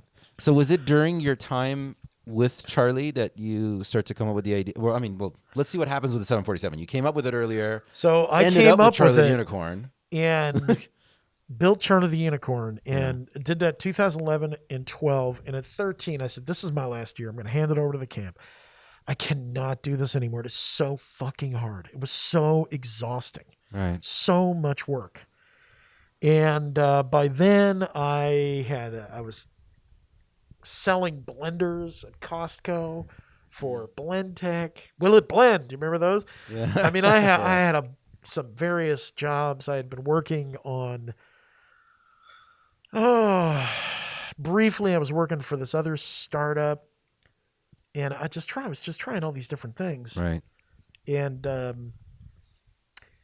anyways, I handed Charlie over to the camp. And God bless them, they took it and ran with it. Diva grabbed the horn and Diva went with it. Yeah. Danielle grabbed the unicorn horn and just took off. I was just with chatting with her because I'm next time I'm in the Bay Area, I'm going to set up an interview with her. Yeah. Yeah. You should have, she really. She ran with it. Yeah. Well, in 2011, she and I she came on not long after the project had started. So she was really you could say a co-creator, co-founder of it. Yeah. And there were so many people who got involved in it. It's not like I built it. Sure, No, there were tons of people involved. Just like any of these projects. Absolutely. Any of these projects, you can't say anything. Once you get past a certain point, you have to have a big group of people. So we had an amazing group of people, but I was just so burned out, and I swore up and down. What I said was, I will never, ever, ever do another Burning Man project. No, hang on. Okay. With a caveat. And I said, unless it could be the 747. Okay. And I was very safe in that. Mm-hmm. I'm super safe. 747. You've covered it. Who the hell's that's never going to happen. So 2014, at the end of the burn, it had been sort of percolating in my head. And it's like, but it's never going to happen. And I was hanging out with Ray and Will, cleaning up Charlie the Unicorn, because I kind of went over there and helped clean up. And then I was going to drive it back. And we're brainstorming all these ideas. We could have flight attendants, and we could do this, and blah, blah, blah. We're drinking beers and trying to clean up the strike and blah, blah, blah. So Will and I are driving Charlie the Unicorn back. And he says to me, Ken, would you actually ever do the 747? I'll never do another project again, man. And, I guess if I could find a 747, I would do it. But where would you ever get a 747? And he says to me, well, there is the Mojave Boneyard. I know I wish you guys could see the facial expression, the resignment in my face. Yeah. And I made the mistake of going onto Google Earth, and I found the Mojave Boneyard and zoomed in, and there's a whole fleet of 747s there. Yeah. And the Mojave Boneyard is basically just where it's kind of where they're tossing planes that are no longer in use. Is that right? Okay, so it's not. It is. Think junkyard. Okay. Yeah. Okay. Somebody owns it. Right. People pick apart. Mm-hmm. Right. Except it's much more sophisticated. So they bring 747s and other airplanes in there. Right. And they take parts off of that because they're worth a lot of money. Sure. Yeah. They strip it. They use it for other projects. They strip down you need you need a like some hydraulics, right, or a jack for a wing flap. That thing cost you brand new, like millions of dollars. Yeah, get that thing for $80,000. They didn't buy that plane for shit. Sure. So that's how they make their money, right? So it's not. I know people are like, I get these phone calls all the time. Oh, they're just laying around. Can you just help me get one for free? It's like, honey, they're making money on these things. Okay, they don't want to. They don't want to talk to that. Yeah. Oh yeah. I mean, do you have room in your backyard for a fucking 747? Yeah. Yeah. Right. I mean, they are leasing space from the airport. There is costs associated with that. They are there to make money. That is a business. Yeah. Yeah, a lot That's of money in fascinating. junk airplanes. So you look it up. So I zoom in, and there they are. And I am really good. There's not a lot of things I'm good at. I make really good jerk chicken. Okay. Apparently, I have very good hair. These are like You do have amazing These hair. are the two things. By the way, you Yeah. have amazing hair, Thank too. you. Yeah, Yeah. these are two things I will brag. These are two things I will brag about. Yeah. And I probably should add. There's like the third thing I will brag about and say, I'm really good at this. Mm. Is I am really everything else you question. I am really good. You give me a phone, I will track down shit. Yeah. I'm really now. It's a lot harder these days because the internet internet? and phone. But that was. Yeah. Anyways, I tracked down the guy. That's good qualities as a producer. So I made a few phone calls and I tracked down a guy and he says, "Yeah, I'll sell you 747. I got a handful laying around. You can buy one." Okay. Couple weeks later, I go out to the boneyard with a bunch of friends Yeah. and we look around and they're all like, "This thing is fucking gigantic. You must be out of your mind." And it was a combination of this thing is overwhelmingly gigantic and the stupidity of, "Yeah, we can do it. No problem." Complete naivete. Wow. And then I still remember it was like September 15th. And my friend John I can look up the exact date, but it was 2014. Okay. My friend John was in town. It was somebody's beach party. We're in Venice. I had done a little sketch of what it would look like. And he and I had been partying at the Burn in 2014. Yeah. And he had camped with me the first year I met him. He camped in 2011, Charlie the Unicorn. Yeah. Camp Charlie. And I think in 2011 and 2013, and we had a mutual friend who had passed in 2014, so we really bonded at the Burn. That was the first time we really became really close, sharing memories about her at the temple. And I saw him at this beach party, and I shared this with him, and he said, "Fuck yeah, man!" Or let me see if I can do my best impression. "Fuck yeah!" He says, "Fuck yeah, I'm in for 10%." Okay. Okay. And I had done a really back of the envelope budget. Right. And I can assure you that 10% was 10% of what my budget was wildly off in the end. So, and then I went that night to a friend's engagement party. Mm. And I showed it to him, and he had been to Burning Man with me once. And he said, "You should talk to my friend over here, Eric." And that guy said, I showed it to him, and he's also a burner. And he said, I was going to build a big, huge art car. He was good friends with, what is it? Camp Walter. Yeah. And they have like 10, 15 Yeah. giant art cars. I can't even imagine how much money. Massive VWs. The out of, Volkswagens Arizona. and the Yeah. Bugs and the incredible, beautiful work. Absolutely. Beautiful work. They got a full-time staff. Mm-hmm. I mean, it's a business. Oh yeah. now, Yeah. And Calliope, which is incredible. Mm-hmm. So anyways, he said, I was thinking about building a giant art car, and I was going to spend like $250,000, $400,000 on it. I don't know. Maybe I could put it into this. Okay, so in my head here, I'm going to give you this money. Yeah. And I just think, well, if we're raising money that fast, that quick, in one day I've raised, got this many commitments. This shit's going to happen. Wow. And I have been saying for a long time, what would be the greatest job in the world? Is having a job where you're getting paid to build an art car. That would be amazing. Yeah. Wouldn't that be amazing? And now it looks like it might happen. So John and I brainstormed up an idea for a nonprofit. And there were some other people involved. In that too. But John said, I will put up the money to start the nonprofit. And we brainstormed what we wanted to do with it. And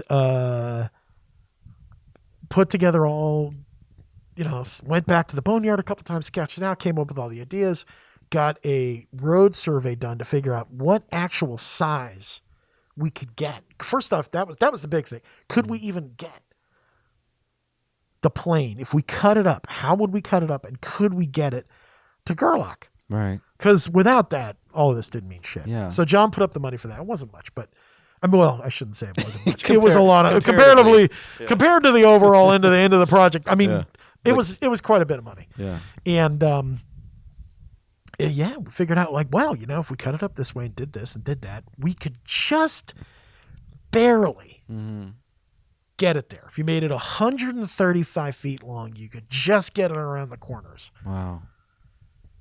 And then it's like, all right. So then I went back to the gentleman who said, consider putting up this money. And he said, first off, it was 3-4 months later. Okay. Anybody says, I'm willing to put up money, you get them to give you the money right right then. But by then he was now dating a yoga instructor. And she said, that is just such a disgusting use of money. You should give it to the homeless and blah, blah, which to be fair, he actually does help. That's the thing. It's like, people are like, how could you spend all that money? Yeah. You should do. The people who give us money also give money to those other things. Yeah. So it's not like one or the other. Still comparative. Yeah. Yeah. They're like, I'm doing art and I'm helping, Sure. This charity, and that. They help lots of charities. Yeah. So it's still a percentage. A lot of us still walk around in the street and like hand money out to the homeless, and I have a Honda Accord, Yeah. I'm driving my 2008 Prius. Right. So like somebody's got that level of money, they're giving away a percentage, and then like a percentage they're spending on stuff that they want to spend their money on. Yeah. Yeah. Absolutely. And art is great. Right. So so that left a giant hole in the budget. By then I had so much momentum and put so much energy into this. I thought, we're just going to figure it out, man. Yeah. I don't know how we're going to do it. But we're going to raise the money. It feels like, and boy, was that, it feels like, God, was that a mistake? it feels like the 747, the part of the project that was about transportation was like at least half of the art project itself. Just getting the damn thing there. The bulk of the budget went to transportation. Wow. Yeah. Okay. Yeah. Absolutely. It was and you'd been sketching up ideas of what the inside's going to look like and all this kind of stuff over all these years, like brainstorming. Well, I got to tell you, it took us a while to figure that out. Mm-hmm. I had the exterior understood. Yeah. And I knew we wanted to have the convertible top because the view and the being able to see the stars at night, I knew it would be that. But it became pretty obvious in 2000. So we made these series of videos to sort of tease, like, we're going to bring a 747 and to help kind of raise money, right? To like get things going. And it was in end of 2014, early 2015. We had done 3 videos, and the third one really caught on. Yeah. And it had like 50,000 views. And people are like, what, they're bringing a 747? And I get an email from someone at the org saying, hey, you really should come up here and talk to us about this. Because we're not saying no. But you might want to give us a heads up before you bring a 747. No, because it's getting like international press at this point. Yeah, and we hadn't done anything. We hadn't done a damn thing. And it became pretty obvious that we were not going to be able to raise enough money to just even buy the damn thing to start. And I mean, I was spending all my time trying to raise money. And so we thought, okay, what we'll do is we'll do something, and that will generate enough interest from the camp. Boy, you really are getting all the details here. So 2015... we decided to do the quote unquote first class lounge, like the lounge that you go to before you get on the plane. Okay. It's like, we'll bring the plane in 2016. We'll get the whole thing. Okay. Wow. So I'm out at dinner. What is the lounge? Like, so you brought... Well, this is so I'm like, what are we going to do? What are we going to do? I'm out to dinner with my friend Alex. And oh my God, okay, obviously we're not getting the plane, but we got to do something. And he says, and I said, I'm thinking like a first class lounge. First class, we'll do like a whatever, like a VIP, not to be VIP, but we'll do a first class lounge. But I don't know what we do inside of it. And he said, what? And he kind of brainstormed up this concept of what is the experience at an airport. You go through the metal detector, okay, and then you drop off your bags, and then you turn in your ticket. Yeah, and if you're me, you get random searched.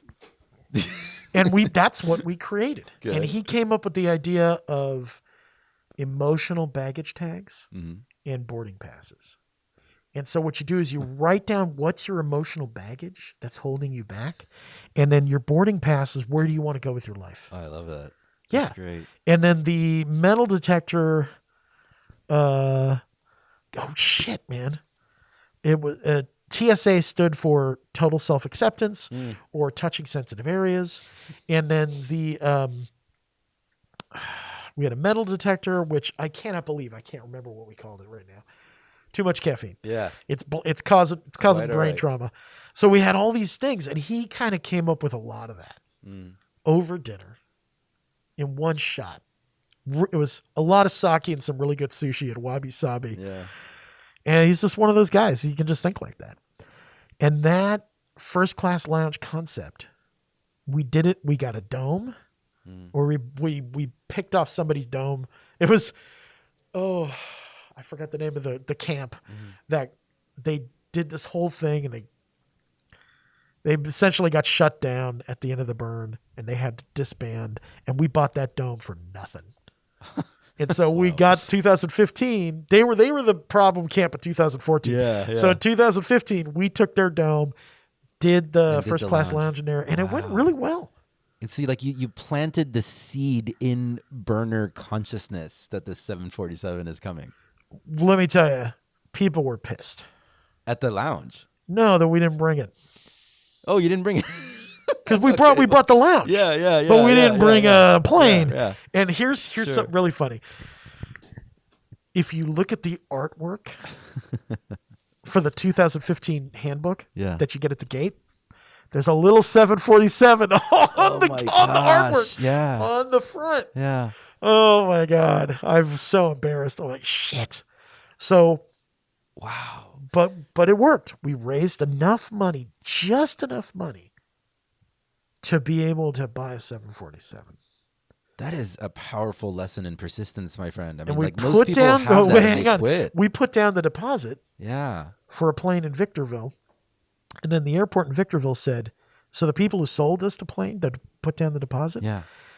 they said, well, put down the deposit just so we know you're real, and then you can. And the airport said, fuck off. You are not doing this work here. You could buy that plane, but you're not doing the work. They have to do the work. Yeah. And we don't really want to do it here. That was going to be my question. Is there licensing issues? Like you can't just have random people come on and start working on an airplane. Not an in airport. Victorville. So Victorville, and I tried everything. And we met with the airport administrator. And he's just like, this is just too much of a trouble. Wow. So I went to that company and I said, okay, well, give us our deposit back. And they said, fuck off. So now I just lost our deposit. Jeez. So we're suing them, trying to get the deposit back. I have to raise more money. Somebody says, I know a guy who knows a guy. We end up go back to Mojave. We cut a deal with them. They said, I wanted a 400. They said, you can't have that one. You can have this one. We got the deal with them. I was put down the deposit while I was still trying to raise money. Right. We didn't have, the whole plane cost X, which I'm not allowed to talk about. Yeah. They gave us a really great deal. It was a lot less than people would imagine. But that was because it was a 300 model. And so we got that plane. We gave them the 60%. There were some parts missing, and I said, I'll give you the rest when you put this up, missing landing gear and this and that and whatever. Then I'll give you the rest of the money. We didn't have any more money. Yeah.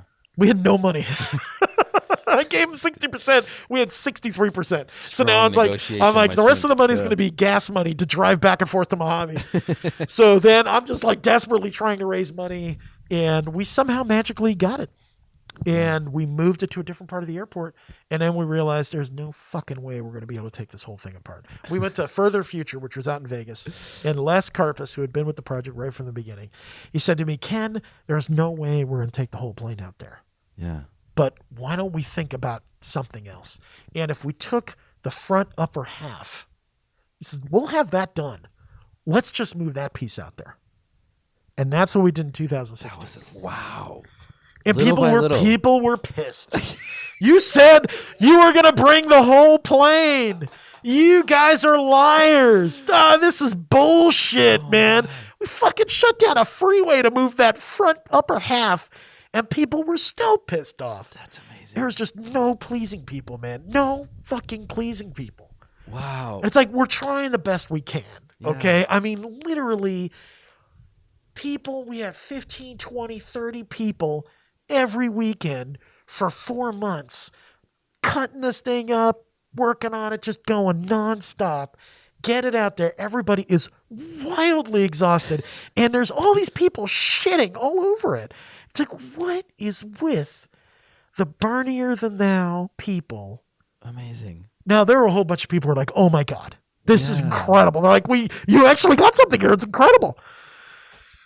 Just shutting down the freeway alone. I mean, like the permitting process, I would imagine with that was a whole adventure on its own. You know, the nice thing is, once we knew how we were going to get it there, like we could get it there, we worked with a company called Valley Wide Movers. Yeah. And they did another survey and blah, blah, blah. They handled all of that. That's what they do. They said, we're going to get it there. Galen, his name is Galen. Yeah. And he is just the nicest guy, but he exudes this confidence. And he said, I'm going to be able to do it. And it took him a long time to figure it out. He's very methodical and calculated, and figured everything out, looked at things 20 times. Whereas a lot of everybody else we were talking about was just like, yeah, we could. He was so specific.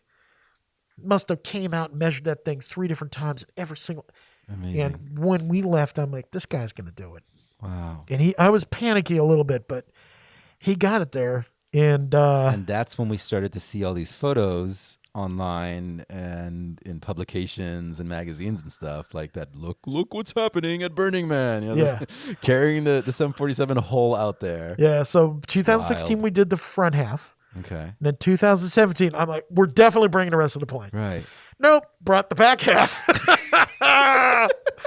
And then 2018, it's like all we have is the bottom and the wings. And the wings were actually the hardest part of this whole thing. Because to take those wings off, how are we doing on time? Because you're just getting the whole. We're at an hour and a half right now, so we're just about 10 minutes over. Okay. We're Shit. good though, but this is a really there isn't like an official time. If the story's good, it's fucking good. We're recording it. All right. Well, this is fucking history. You are getting all the details, the most details of anybody. So, the listeners would be pissed at me right now if I cut off. well, the it's all this backstrap bullshit about me that it's like, okay, whatever. No, if you're listening to this show, it's because you're a nerd. Well, and listen, you wanna hear this. if you made it this far, I am very impressed. Well done. Well done, ma'am or sir or whatever. Good job. Yeah. So 2018, the thing is that a 747, nothing is built like a 747. Boeing did such an amazing job. I mean, I'll tell you, when I get on an airplane, I used to get a little jumpy, like, I don't get jumpy anymore. These things are built so incredibly well. It's shocking. But a 747 has, coming out of it, it's got 4 sets of landing gear.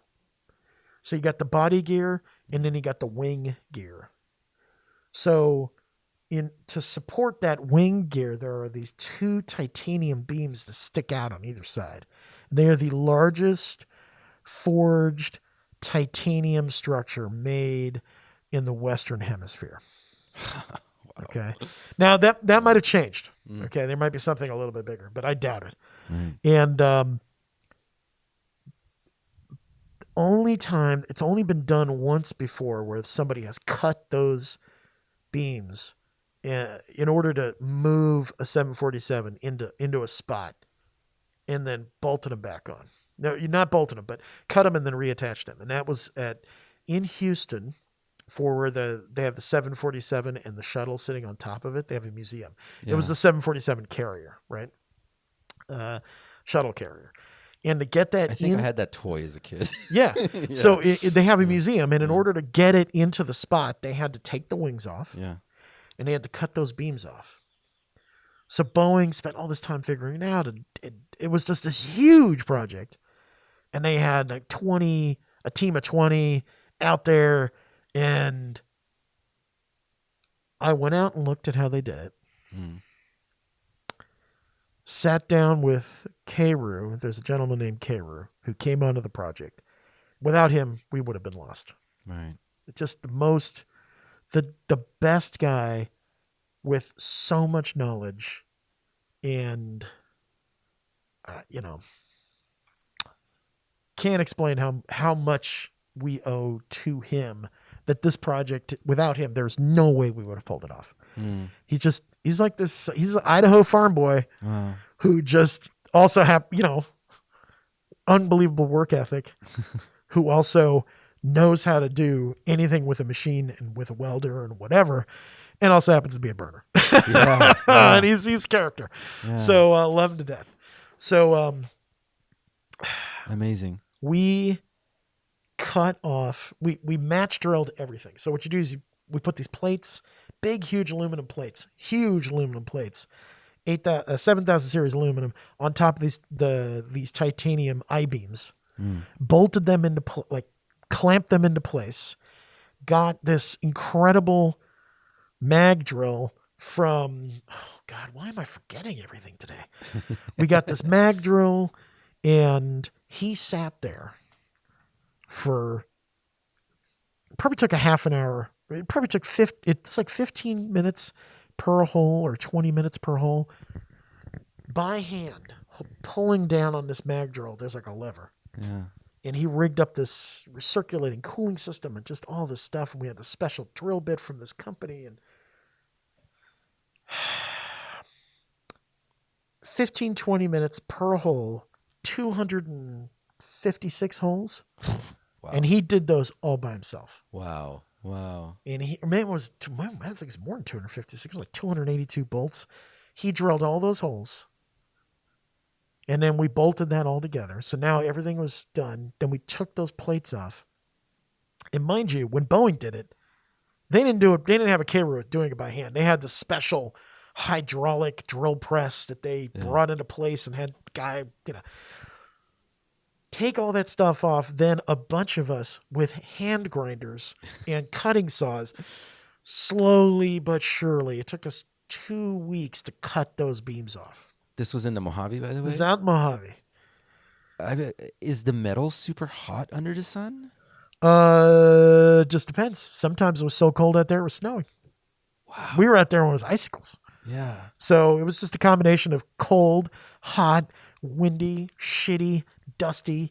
But I mean, it's, You guys were dealing with the playa before ever even getting on the playa. Playa was a joke, man. Playa's a joke compared to what we were going on in Mojave. Let's put it this way. There were times it was so windy in Mojave that we were inside the plane. Yeah. And because of the balance, once the engines are off, the plane is tail heavy. Becomes tail heavy. Okay. We were inside that plane. The wind was blowing so hard, the nose of the plane was lifting off the ground. We had one time, we looked down, and the nose of the plane was a good 6 feet off. The ladder leading up into the plane was 6 feet off the ground. My God. Wow. Yeah, Wow. that was trippy. The first few times that happened, it scared the shit out of me. After a while, you're like, yeah, whatever. They don't make ratchet straps big enough, huh? No, they do not. And we tried. Yeah. Wow.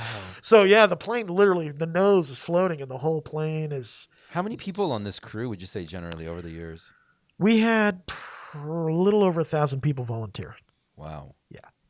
Yeah. This was throughout the year too. Throughout the years. Wow. Years. Okay. Yeah. Years. Okay. Okay. So we finally get the plane cut up, take apart the wings, put it all back. We get out to. Okay. So now, this is what everybody really wants to know. What the fuck happened? Okay. So.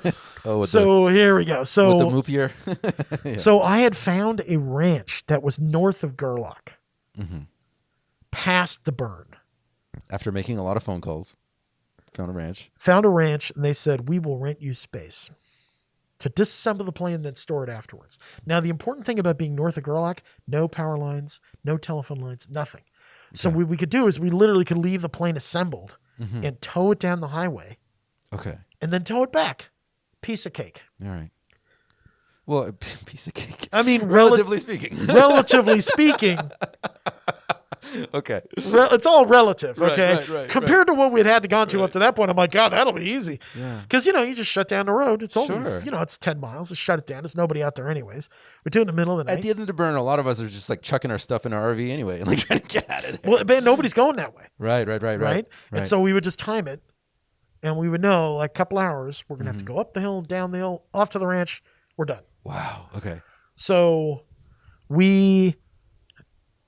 the person I'm dealing with, I'm like, all right, listen, I need a contract, okay? We're not moving this thing. This thing's just too big and too expensive. There's too much money involved. I got to have a person at the lease. ranch. I got to have a lease. Oh, no problem.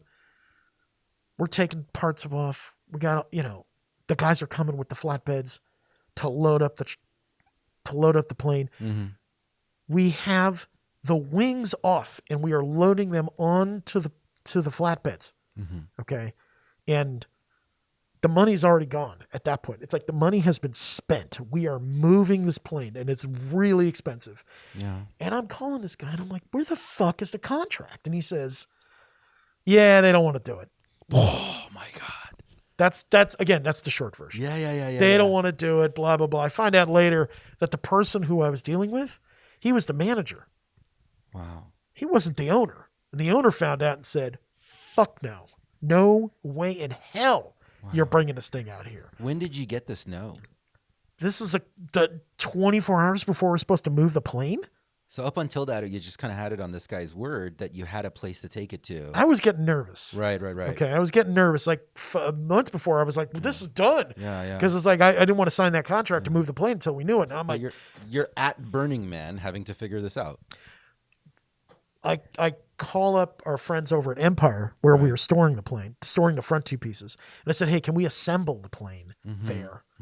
And they said, well, you can assemble it here. I don't think you could store it here afterwards, but you can assemble it here. And I knew once we put it together, we couldn't get it back through Gerlach. We'd have to take the wings off, which would be a total pain in the ass.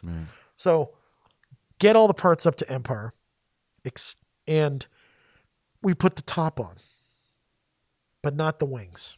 Because if we put the wings on, it would be so wide we couldn't move it through Gerlach.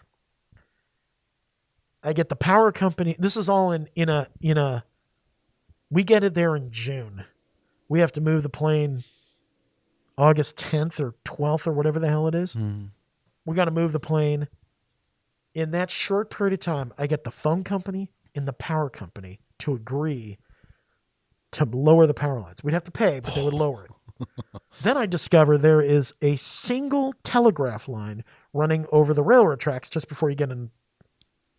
And that's Union Pacific. And they just say, hell no. No way we're moving this thing. Fuck off. Wow. That takes 6 months. We've never done anything in 6 weeks. Forget it. Through hook and by crook and a lot of pressure, we finally find somebody who puts so much weight on them inside the company. There's like a friend of a friend who calls the vice president and is like, you were going to do this because this is going to be really bad for us if this giant project is held up because we won't move this stupid line, which only takes 20 minutes.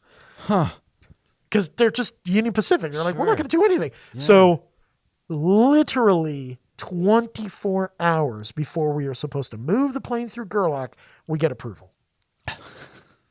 And at that point, I think to myself, piece of cake after this. Nothing could be this stressful. This is the highest stress point. If we did this, we could do anything. Now, mind you, we also don't know where we're going to store the plane at this point. Okay? Because we'd lost the ranch. And I thought in the worst case scenario, we could take the wings back off. We could bring it back up to Empire. But God, is that going to be expensive? Because then we got to take all the power lines down again. Okay. I'm negotiating now with a family that has a plot of land that is right next. It's inside the playa. And they say you can, for X amount of money, you can rent it. Okay. Great. How hard can it be? We'll just literally roll the plane up the playa, and then you take a quick left, and you go onto their property. We are not on government land. We don't have to get onto the highway. This is going to be so much easier. Yeah. I was so ecstatic. Just a random side note. Where are you making all of these calls and stuff from? I'm in Empire. Okay. Empire and Gerlach. Okay. Got it. Only one problem. Nobody had surveyed this plot of land since the 1870s. So the family knew they owned it, but they didn't know exactly where it was. Somehow the BLM figures out what's going on. They say, you need to talk to us. We all go out there and take a look at it, and they say, the BLM says, that's not their plot of land. That's our land. Oh my God. You have to figure out where this is. Now we are right in the middle of the burn or during build week. Okay. I'm like, oh shit. Well, I've been trying to get this thing surveyed for a month and no one could figure it out. We're in the burn. I know it's near there. I figured just one way or the other we'll get this done. End of burn is coming. Yeah. We do the burn, end of the burn. Somebody from the org says, you got to get this thing the fuck out of here. Yeah. We don't care. We don't care if you know where you're taking it, but you can't be inside the closure. Yeah. Because if you're inside the closure, you either have to take it back to Empire or whatever. If you're inside the closure after Saturday, we will be in violation, and we cannot allow that to happen. Yeah. And I'm like, I can't be responsible for fucking up Burning Man. So we know we have an agreement from the family to move it to their plot of land. We know within 10,000 feet, one way or the other, where their land is, but we don't know exactly where it is. So we can't move it onto the wrong spot because then we could be on BLM land. Right. We take down the trash fence and sneak it out of the burn on Thursday or Friday post burn, right? During strike. Yeah. Tow it up, 15 miles up the playa. And in talking to a lawyer, they say, listen, you are going to be quote unquote trespassing on government property, but they can't arrest property. They can only arrest people. So if nobody is with the plane, they can't do anything to you for at least 2 weeks. Yeah. If somebody's there, you guys can get arrested. So it's like, all right, well, obviously the thing to do is to we know we are within 1,000 yards of the piece of property, but we just don't know exactly where to put it. Huh. And this is where all of the moop shit comes in. Yeah. Right? Because we didn't know where it was and we couldn't get a survey done. And anyways, clean up. We get it up there. We leave it. We clean up our spot. Everything is clean. I fly back to LA just for like a hot minute because it's like I got to go back, get some more stuff and whatever. I get there. I come down with pneumonia. I end up in the hospital. Oh my God. Because it's so much playa dust, right? I end up in the hospital. I'm like, I got to get back up there. 2 days later, I fly back up. Eric, there's a gentleman named Eric who's a geologist. He says, Ken, I know how to do this.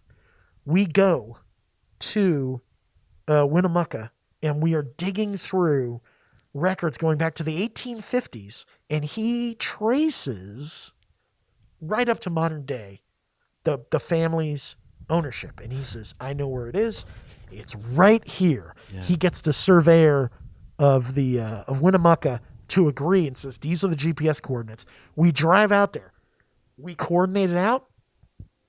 Get the BLM out there. The BLM says, we agree with you. The family says, that's good enough for us. We sign the lease. Now we know where to go. Oh my God. We start trying. This is what day now when this happens? This is like a week and a half after the burn. After the burn. Okay. Okay. Now, in between that time, yeah, somebody goes out. I'm just leave it that way. I'm not allowed to say who it is. Somebody goes out and spray paints on the plane.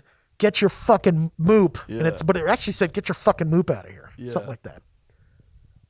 People are visiting the 747 while we're gone. There's drones out there. They're flying planes onto the playa. Yeah. There's like a goddamn party going on at the plane, and we're not there. Oh my Because we've quote unquote abandoned the plane. All this press is coming out.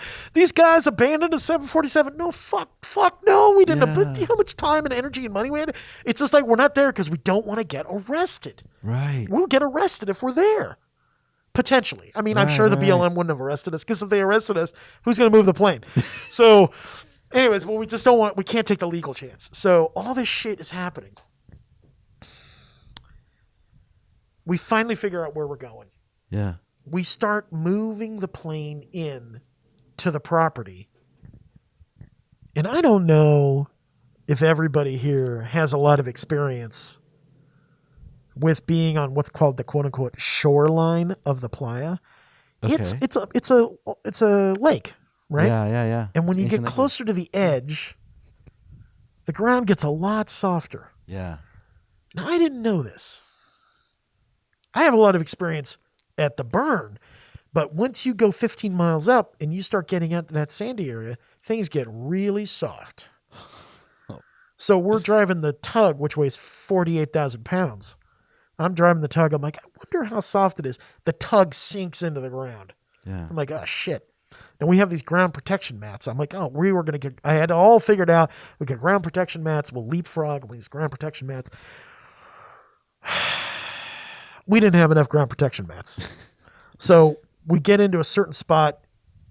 Now it becomes obvious we're not going to be able to make it. Mm-hmm. I go and I talk to the family and they have another plot of land. I'm like, fuck it. Let's see if we can go there. And this is off playa. We'd have to go up the highway. Yeah. But I figured, okay, it'll be better. I drive that route. There's no way we're getting a plane down there. There's like this one spot where there's this enormous 20-foot like dip and it goes down and it's just like no way we can do it. I drive back. The guys who had been helping me, I said, look, back the plane up, right? Because we got to get out of this spot. We're going to have to back it up and figure out another route. In the process of backing it up, the plane had slipped off the mats, sank into the ground. Oh my God. Yeah. So now there's all these pictures and you're destroying the plane. It's like, come on, you're destroying the plane. Are you kidding? It's just dirt. It's dirt right there. This is the part of the story that I remember hearing. Like that was what spread was that it was stuck. And It was. Now, to be fair, it was stuck, but it's not like we didn't have 30 people working on it. Right. Okay. So it's stuck. That was this is the singularly most terrifying moment of my life. It was, I had gone, it was so beyond terrifying and stressful. I'd gone to a different place. I was completely numb. And we had 2 semis and 2 big military trucks pulling from the back to get the plane out of the hole. And the guys had, they had built a ramp with these big giant ground protection mats. And it was the guys from District and Mayan Warrior, all these people from the community had flown out to give us a hand. And they were just doing all these things. And I'm just like, I'm beyond. I'm telling you, if we had backed up that plane and that landing gear had snapped off, the whole plane would have collapsed in. Wow. And I would have had to leave the country or something. I mean, it just would have been a complete, total disaster. Oh my God. And everybody who worked on it was amazing. Yeah. And Boeing builds those planes so strong. It didn't even flinch. When they backed that thing up, it just was like, nope, I don't care. Just came right out of that hole, no problem. Wow. Yeah. I should have put more faith into those Boeing engineers. They really knew what they were doing, man. That thing is built. You just don't build like that. So we backed it up. Yeah. Then we had to build. I realized we didn't have enough equipment. I called up the guys from, man, why am I having such a hard time remembering everything today? It's all good. Man. Oh. Nobody's cross-referencing your details and names. Yeah. This is the climax of the movie, by the way. Yeah. We've been So watching. we, now mind you, I haven't talked about numbers, and I usually don't talk about money, but I called them up. The guy who helped us with the ground protection units. Hang on one second. Jeff Smith. Can we pause for a second? Let me pause. So I call up David from Sunbelt Rentals, and David is he's their specialist. Yeah. So Dave, got a problem. He flies out the next day, looks at it, and he says, "Oh shit, we need to build a road We need to build a straight up ground protection mat road Yeah. close to a mile long. That's insane. I call Brad, Pike. We have semis, multiple semis hauling. There's like a train of semis coming out deep into the playa with, we had like 200 of these mats, some insane number, a crew of guys working 24 hours a day. Everybody's a volunteer. We're laying this thing down. And even with all of that, we still had to lay down this road, move the plane, pick the road up from behind the plane, move it in front of the plane, lay it down some more, move the plane. We did that 5 times. It took, 4 or 5 days working non-stop. I think we took a couple of hours of sleep in there one night to get this off the playa. And then we put it on these mats, and you can now see the plane from 15 miles away. It's like this big white object. The BLM is like, look, you gotta disguise this thing. So I buy all of this camo netting, and we spend weeks trying to figure out how to cover this thing up. By the time we got done, it was probably close to the end of October. Wow. Yeah. To get this thing into storage. Snow comes. Thank God, because otherwise we had people flying in to look at the plane. Right. Yeah. Snow comes. Nobody's coming out there. Once You the said weather's this is in October at this point? This is in October. And you're how far away from your destination? You're there stored at this point? What's that? You're moving the plane. You said in October it was still moving? I'm trying to get No. We had it into storage at that point. By September, the end of September. Okay. But then just to get all the camo netting up and everything else, and and I had people out there watching it 24 hours a day because people were coming out there, and it's like, no, don't fuck with the plane. The world's Get the camo netting up. Now nobody can. It's really hard to see. Yeah. Okay. So once the winter broke, we had to hire somebody. Melanie. She moved. She lived out there. She lived out there to be able to keep an eye on that plane. Wow.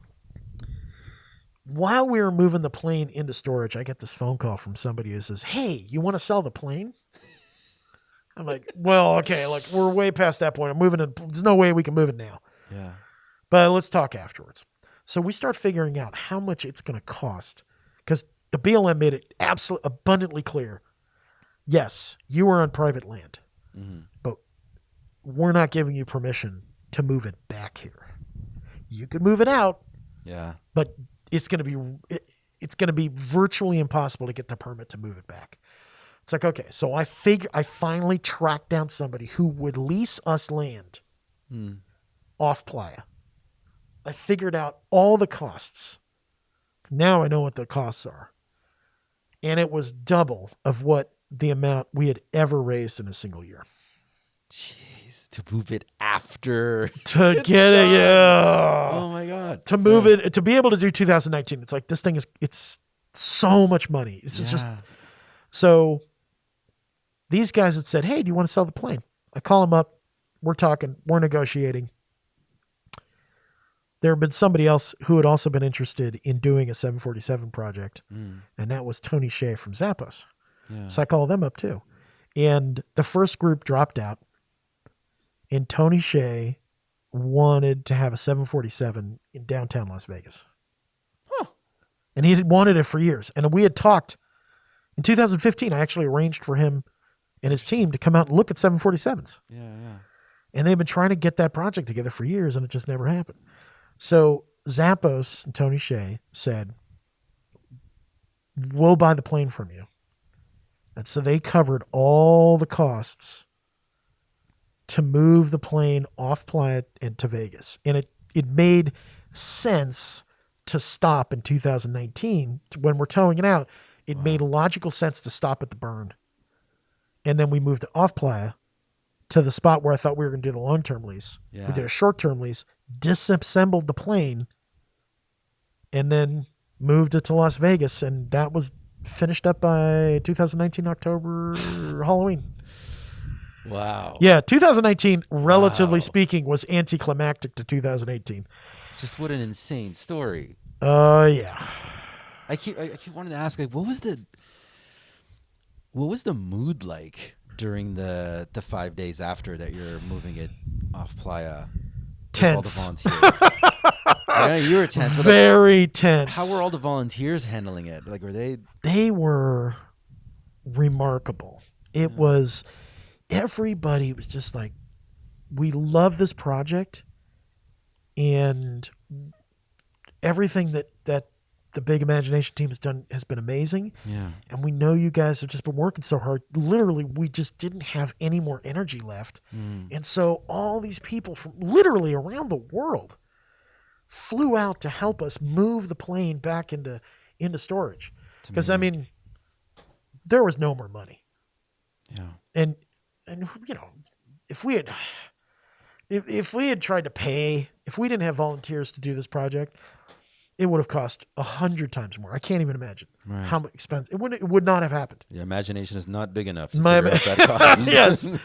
So it really was remarkable the way people were just out of the blue rallied around us. They just called us up. Like, do you need help? Yeah. We'll come out. And then 20 people showed up, 30 people showed up. It was incredible. Yeah. And I just, and I will tell you, and then Tony and Zappos bought the plane. And there is no doubt in my mind, there isn't a day that goes by that I am not grateful for them buying the plane. Because I had briefly worked for a startup in 2014, 15. And they had a little tiny exit. Not exit. They raised some money. And I had an opportunity to sell a little tiny bit of my founder shares. Well, not a little tiny bit. I sold almost all of my shares to be able to bridge the gap in funding. Yeah. To be able to cover the costs. So I loaned that little bit of money to Big Imagination. But I loaned all of it. And when I did that, I didn't pay any of the capital gains because there was no way to do that. We needed so much money that the only thing I could do was just put all the money into Big Imagination and just pray that we would be able to get the money back. And when they bought the plane, that paid back the little money that I put in, and that covered my capital gains. Wow. And so what would have happened if they hadn't bought it is, number one, I probably would have been in jail right now at the IRS. You might not be the IRS would have arrested me. Or if I'd somehow been able to stave them off, I would be guarding that fucking plane right now. I'd be out in Gerlach watching the plane. It wouldn't have come in 2019, and that 2020 was canceled. I'd be living in Gerlach on that plane right now. I'm not kidding. That's insane. Just to be able to make sure that it was safe. Yeah. Because we wouldn't have been able to afford to hire anybody because we had no more money. Yeah. So it was the Playa provided. It was a miracle. A miracle. And, it's just unfortunate that Tony passed away, and now the new management at Zappos doesn't have the same drive to do something in downtown Las Vegas with the 747. So it's still in storage. It's been disassembled, and it's in storage in Las Vegas. Yeah. And they're trying to figure out what to do with it. Yeah. Which is I really hope that we get the chance to put it back together again. Somewhere in Vegas, or could be somewhere else. I mean, if someone wants to buy it, that'd be great. But to put that plane back together so that instead of only a small number of people have actually seen it. Yeah. Yeah, really. I know that was a big... That was a long story to get to. No, that's powerful, man. This is a movie. This was just people. hearing the story, People keep telling us that. Yeah. But getting a documentary out of this or something would be, I mean, who knows? Somebody might hear this episode and I mean, we have from your lips to God's ears. Yeah. We have a lot of pictures. Yeah. So was it worth it?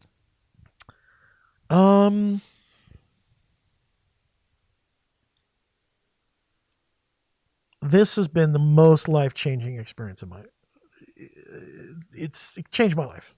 Yeah. The friends that I got out of it, absolutely. The climbing Mount Everest checkbox Yeah. The mic drop of no one will ever do anything that big again. Yeah. Partially because no one is stupid enough. Yeah. Yeah. Right? I mean, I was going to go with that. Yeah. Well, you look at it and you're like, let's not do that. Yeah. The BLM will never allow something like that to happen again. Ever. Yeah. No way. Better to beg for forgiveness than ask permission. Yeah. So anybody asks permission, they're never going to get it. But the people who have said how much this has changed our lives, not just my life, but just all the people who have been involved, either at a small level or a big level, or not even, ancillary. We were getting emails all the time from people who said, I saw this project. I never went to Burning Man, but I've been following along with you. Right. And this is no joke. We got an email from someone who says, I am in my cubicle every day. And I look at this project and it makes me happy to know that things this crazy are happening. And we have way, way bigger stories than that. Saudi princess who came, true story. Wow. So we have the emotional baggage tag boarding pass experience that got moved inside the plane. And there's a woman named Anat who is in our camp and kind of the camp mother, and she really takes pride in taking down all the boarding passes at the end of, Saturday, puts them in a box, takes them in a wagon, and takes them to the temple. And all that emotional baggage, not the boarding passes, all the emotional baggage gets burned at the temple every year. And that was like her thing. And she would always be there, and she was always trying to keep it open longer so more people could come through. And she was really great at it. I'm always like, I'm tired, turn it off. She's like, no, keep it going. So this woman comes up in 2017, and she's very hesitant, and she's got bodyguards with her, and it's really weird. And Anat says, oh, come on in. You got to do this boarding pass and emotional baggage. The woman's like, I don't have any emotional baggage. Half an hour goes by. By the end of it, she's crying. Anat's crying. She is a Saudi princess. Anat is Israeli. She says, I have never, ever spoken to an Israeli or a Jew before. You are a person. You're a human being. I'm a human being. I didn't know this was possible. Crying, fills out this boarding pass, blah, blah, blah. 2018. Anat, I'm like, shut it down, whatever. Lot's like, no, just leave it open for a little bit. After I leave, a few minutes later, the woman shows up again. The Saudi princess. But now she has her whole family with her. All her kids and everything like that. She says, last year was the most incredible experience of my life. I brought my entire family so they could go through the 747 and have this experience. And there's Anat, the person who she met a year ago. What are the odds? Yeah. She's there. They meet. She does the whole thing. Everybody's crying. We got 1,000 of these stories. That's amazing. Yeah. Now, it's not just big imagination with those kinds of stories. Right, yeah. Everybody at the burn has those kinds of stories. But people who tell us this was douchebags, this is billionaires, blah, blah, blah. It's like, I'm sorry you had to wait in line. Yeah. I'm sorry we got stuck. I'm sorry people thought it was moop. I am sorry we caused trouble. But all this other stuff more than makes up for it. And you got to keep your eye on the big picture. Yeah. And stop bitching about the little tiny stuff that in the grand scheme of things doesn't matter. Yeah. And think about how people's lives been changed. My life has been changed. All these volunteers' lives have been changed. All the people who went inside and had that experience, I'd say about 25% of the people who went through the plane were crying. 25% were like, this is stupid. 50% were like, that's cool. 25% came out bawling their heads off. Yeah. I don't know. How do you put a number on that? You can't put monetary value on that. Yeah. Absolutely. So I am very lucky to have been given the opportunity to have had the flexibility in my life and to have had all these people show up to make it happen. It's a freaking miracle. And and the fact that there's some crazy place out in the middle of the desert that lets something like this happen, it gives permission to these kinds of things. Because if Burning Man didn't exist, I never would have done this. No way. I never would have thought, I'm going to take a 747 and set up somewhere in Victorville or Palmdale or Mojave, and people are going to come through. No. That never would have happened. And I never would have met all these people. And we've had people get married. We've had people have kids. We've had families have been born out of this. We've had people have relationships. They get together. They break up. I mean, just it's so many things. Yeah. It's an entire world. It can just. And every camp can say the same thing. Yeah. No, absolutely. I mean, some just on a bigger level than others, and Yeah. It's episode. I mean, this is your episode 120 or 120? Yeah, 120. Yeah, I mean, we've collected quite a few of these kind of stories, but I knew somewhere in the back of my mind, I knew that this was the kind of story that I was going to receive from this interview, which is why I really wanted it. And it attracts me more. The more people try to judge something from the outside, because I think we can say it's arguably the most controversial piece that has ever happened to Burning Man. It's probably up there with Burn Wall Street. Oh, it's way more controversial. Controversial. Yeah, because Burn Wall Street, who in that audience didn't agree with that? Yeah, fuck that thing. Yeah. But with this, it really was. It's very, very, very punk rock. On the outside, it's this scary looking thing, and you want to judge it and attack it. But then when you get on the inside, you see that there's so much love and attention poured into it. And I mean, you're telling me this whole story, and I'm like, man, I hope I can build up the fortitude to pull it together and create something that involves taking up so much of my energy the way that this has with you and everyone who volunteered for this project. I mean, this is absolutely, it's hard to put words to it. I know we're out of time here. Yeah. Can I tell one more story? Please. Okay. So this is a Charlie the Unicorn story. Okay. So this is kind of why I do this stuff. Yeah. All right. So in 2010, come back from the burn, I'm at the Whaler in Marina Del Rey.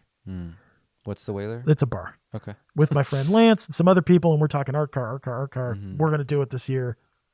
2011, we're going to do it because we had tried to get it together. And we couldn't. And somebody says, hey, I heard you guys are talking about art cars. I start talking to this guy, get to know him. His name is Max.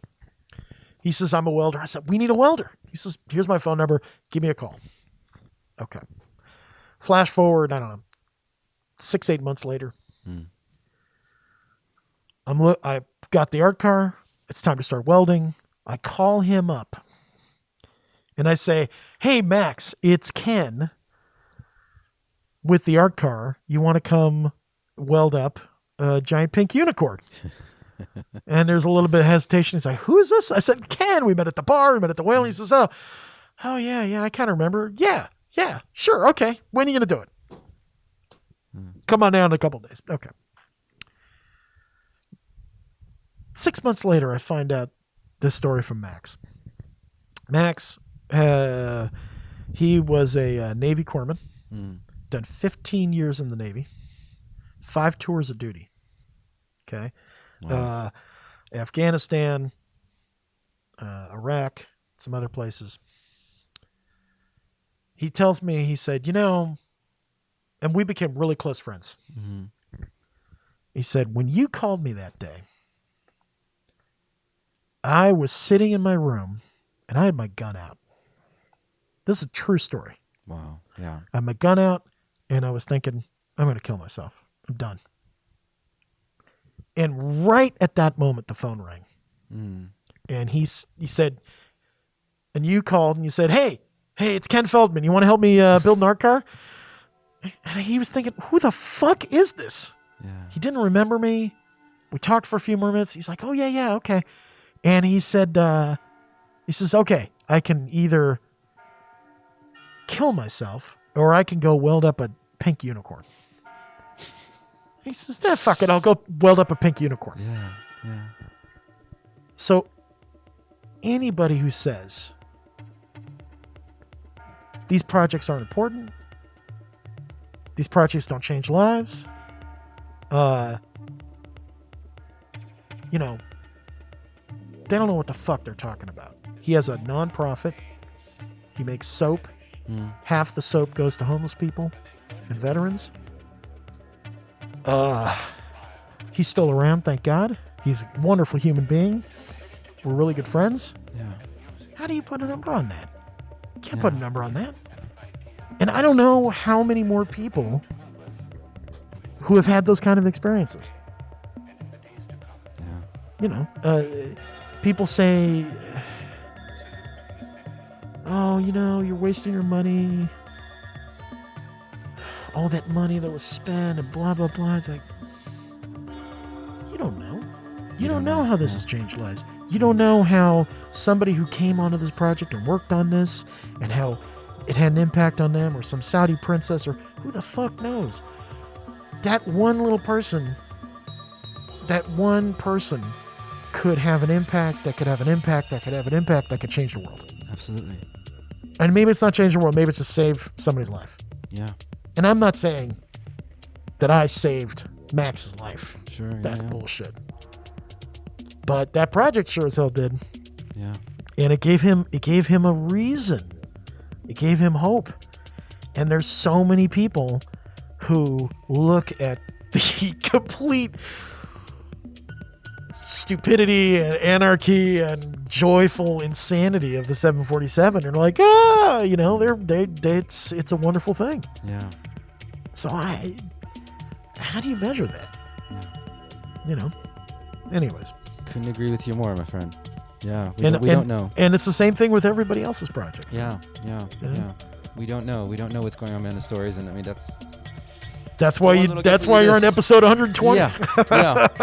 Yeah. No, I mean, wow. Ken, thank you so much for this incredible story. Thank you for being so candid and open.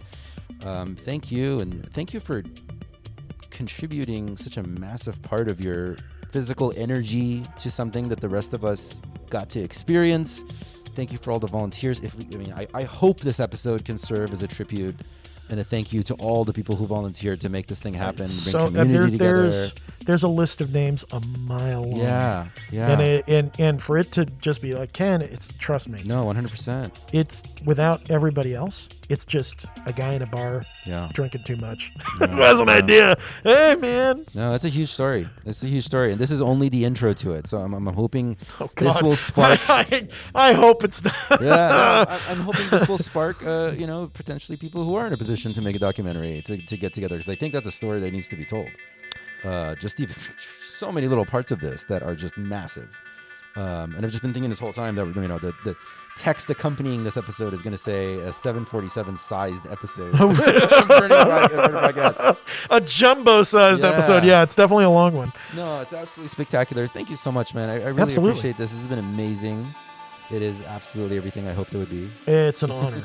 It's an honor, and just to represent everybody, because really that's what it is. I'm representing everybody. Oh, 100%. Yeah. 100%. Yeah. No, that's what we always do. Some of us are better at talking on mics. That's all it is. Some people talk too much. Yeah. It's all good. Raise my beautiful, hand. man. I really appreciate this. Absolutely. God, I mean, let's take that out, though. I mean, I'm excited about the set. Thank you for sending this one. Oh, yeah. Illich, man. So good. You fucking crushed it. So good. You are now listening to the sounds of Illich Mujica. This set that you're hearing was recorded at sunrise Thursday morning at Burning Man 2019. Yeah, we only final year. We only could take the plane out one time. It was so difficult. Yeah. But it was worth it, man. Yeah. And that was a beautiful, beautiful sunrise. Oh, man. That's amazing. You can find him over at soundcloud.com/Illich-Mujica. That is spelled ILLICH-MUJICA. Definitely go read his story, by the way, of getting his headphones tangled up while headbanging and needing to transition to the next tune. That was really good. The whole text accompanying this DJ set, by the way, on SoundCloud is actually really heartfelt. I really appreciated it. I love it when DJs share a little bit more about what's going on behind the decks. Please leave us a review on iTunes or your podcast platform of choice, and message us if you want to support the show by contributing in any fashion. You're always invited to pitch interviews in your neck of the woods. All of these links are over at burnerpodcast.com. where you will also find links to Alkaline, Build to Burn, Into the Fire, and Music.bm. Our producers are Louis Galipeau in Bermuda and Lana Boy in Brooklyn. And a very special thanks to our contributing producer, Arash Shahzadi, for providing his super chilled out space for us to record today's episode. COVID safe. There you go. Yeah, super COVID safe, this one. Our opening theme music is America's Horse with No Name remix produced by Joman. He is over at soundcloud.com/DJ Joman. So until next time, love, light, and all that other crap. Take us back to the playa. Ilich Mojica.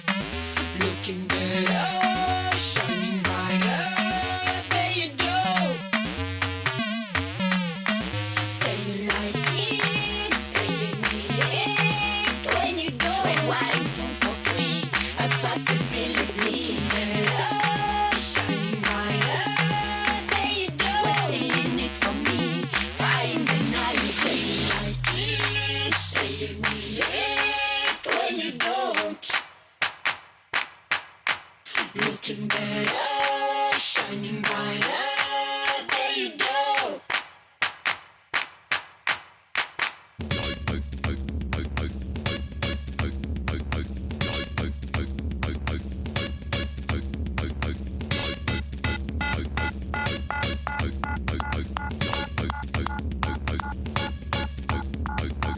Trees there will be, apples, fruits maybe. You know what I feel in this old wasteland. Trees there will be, apples,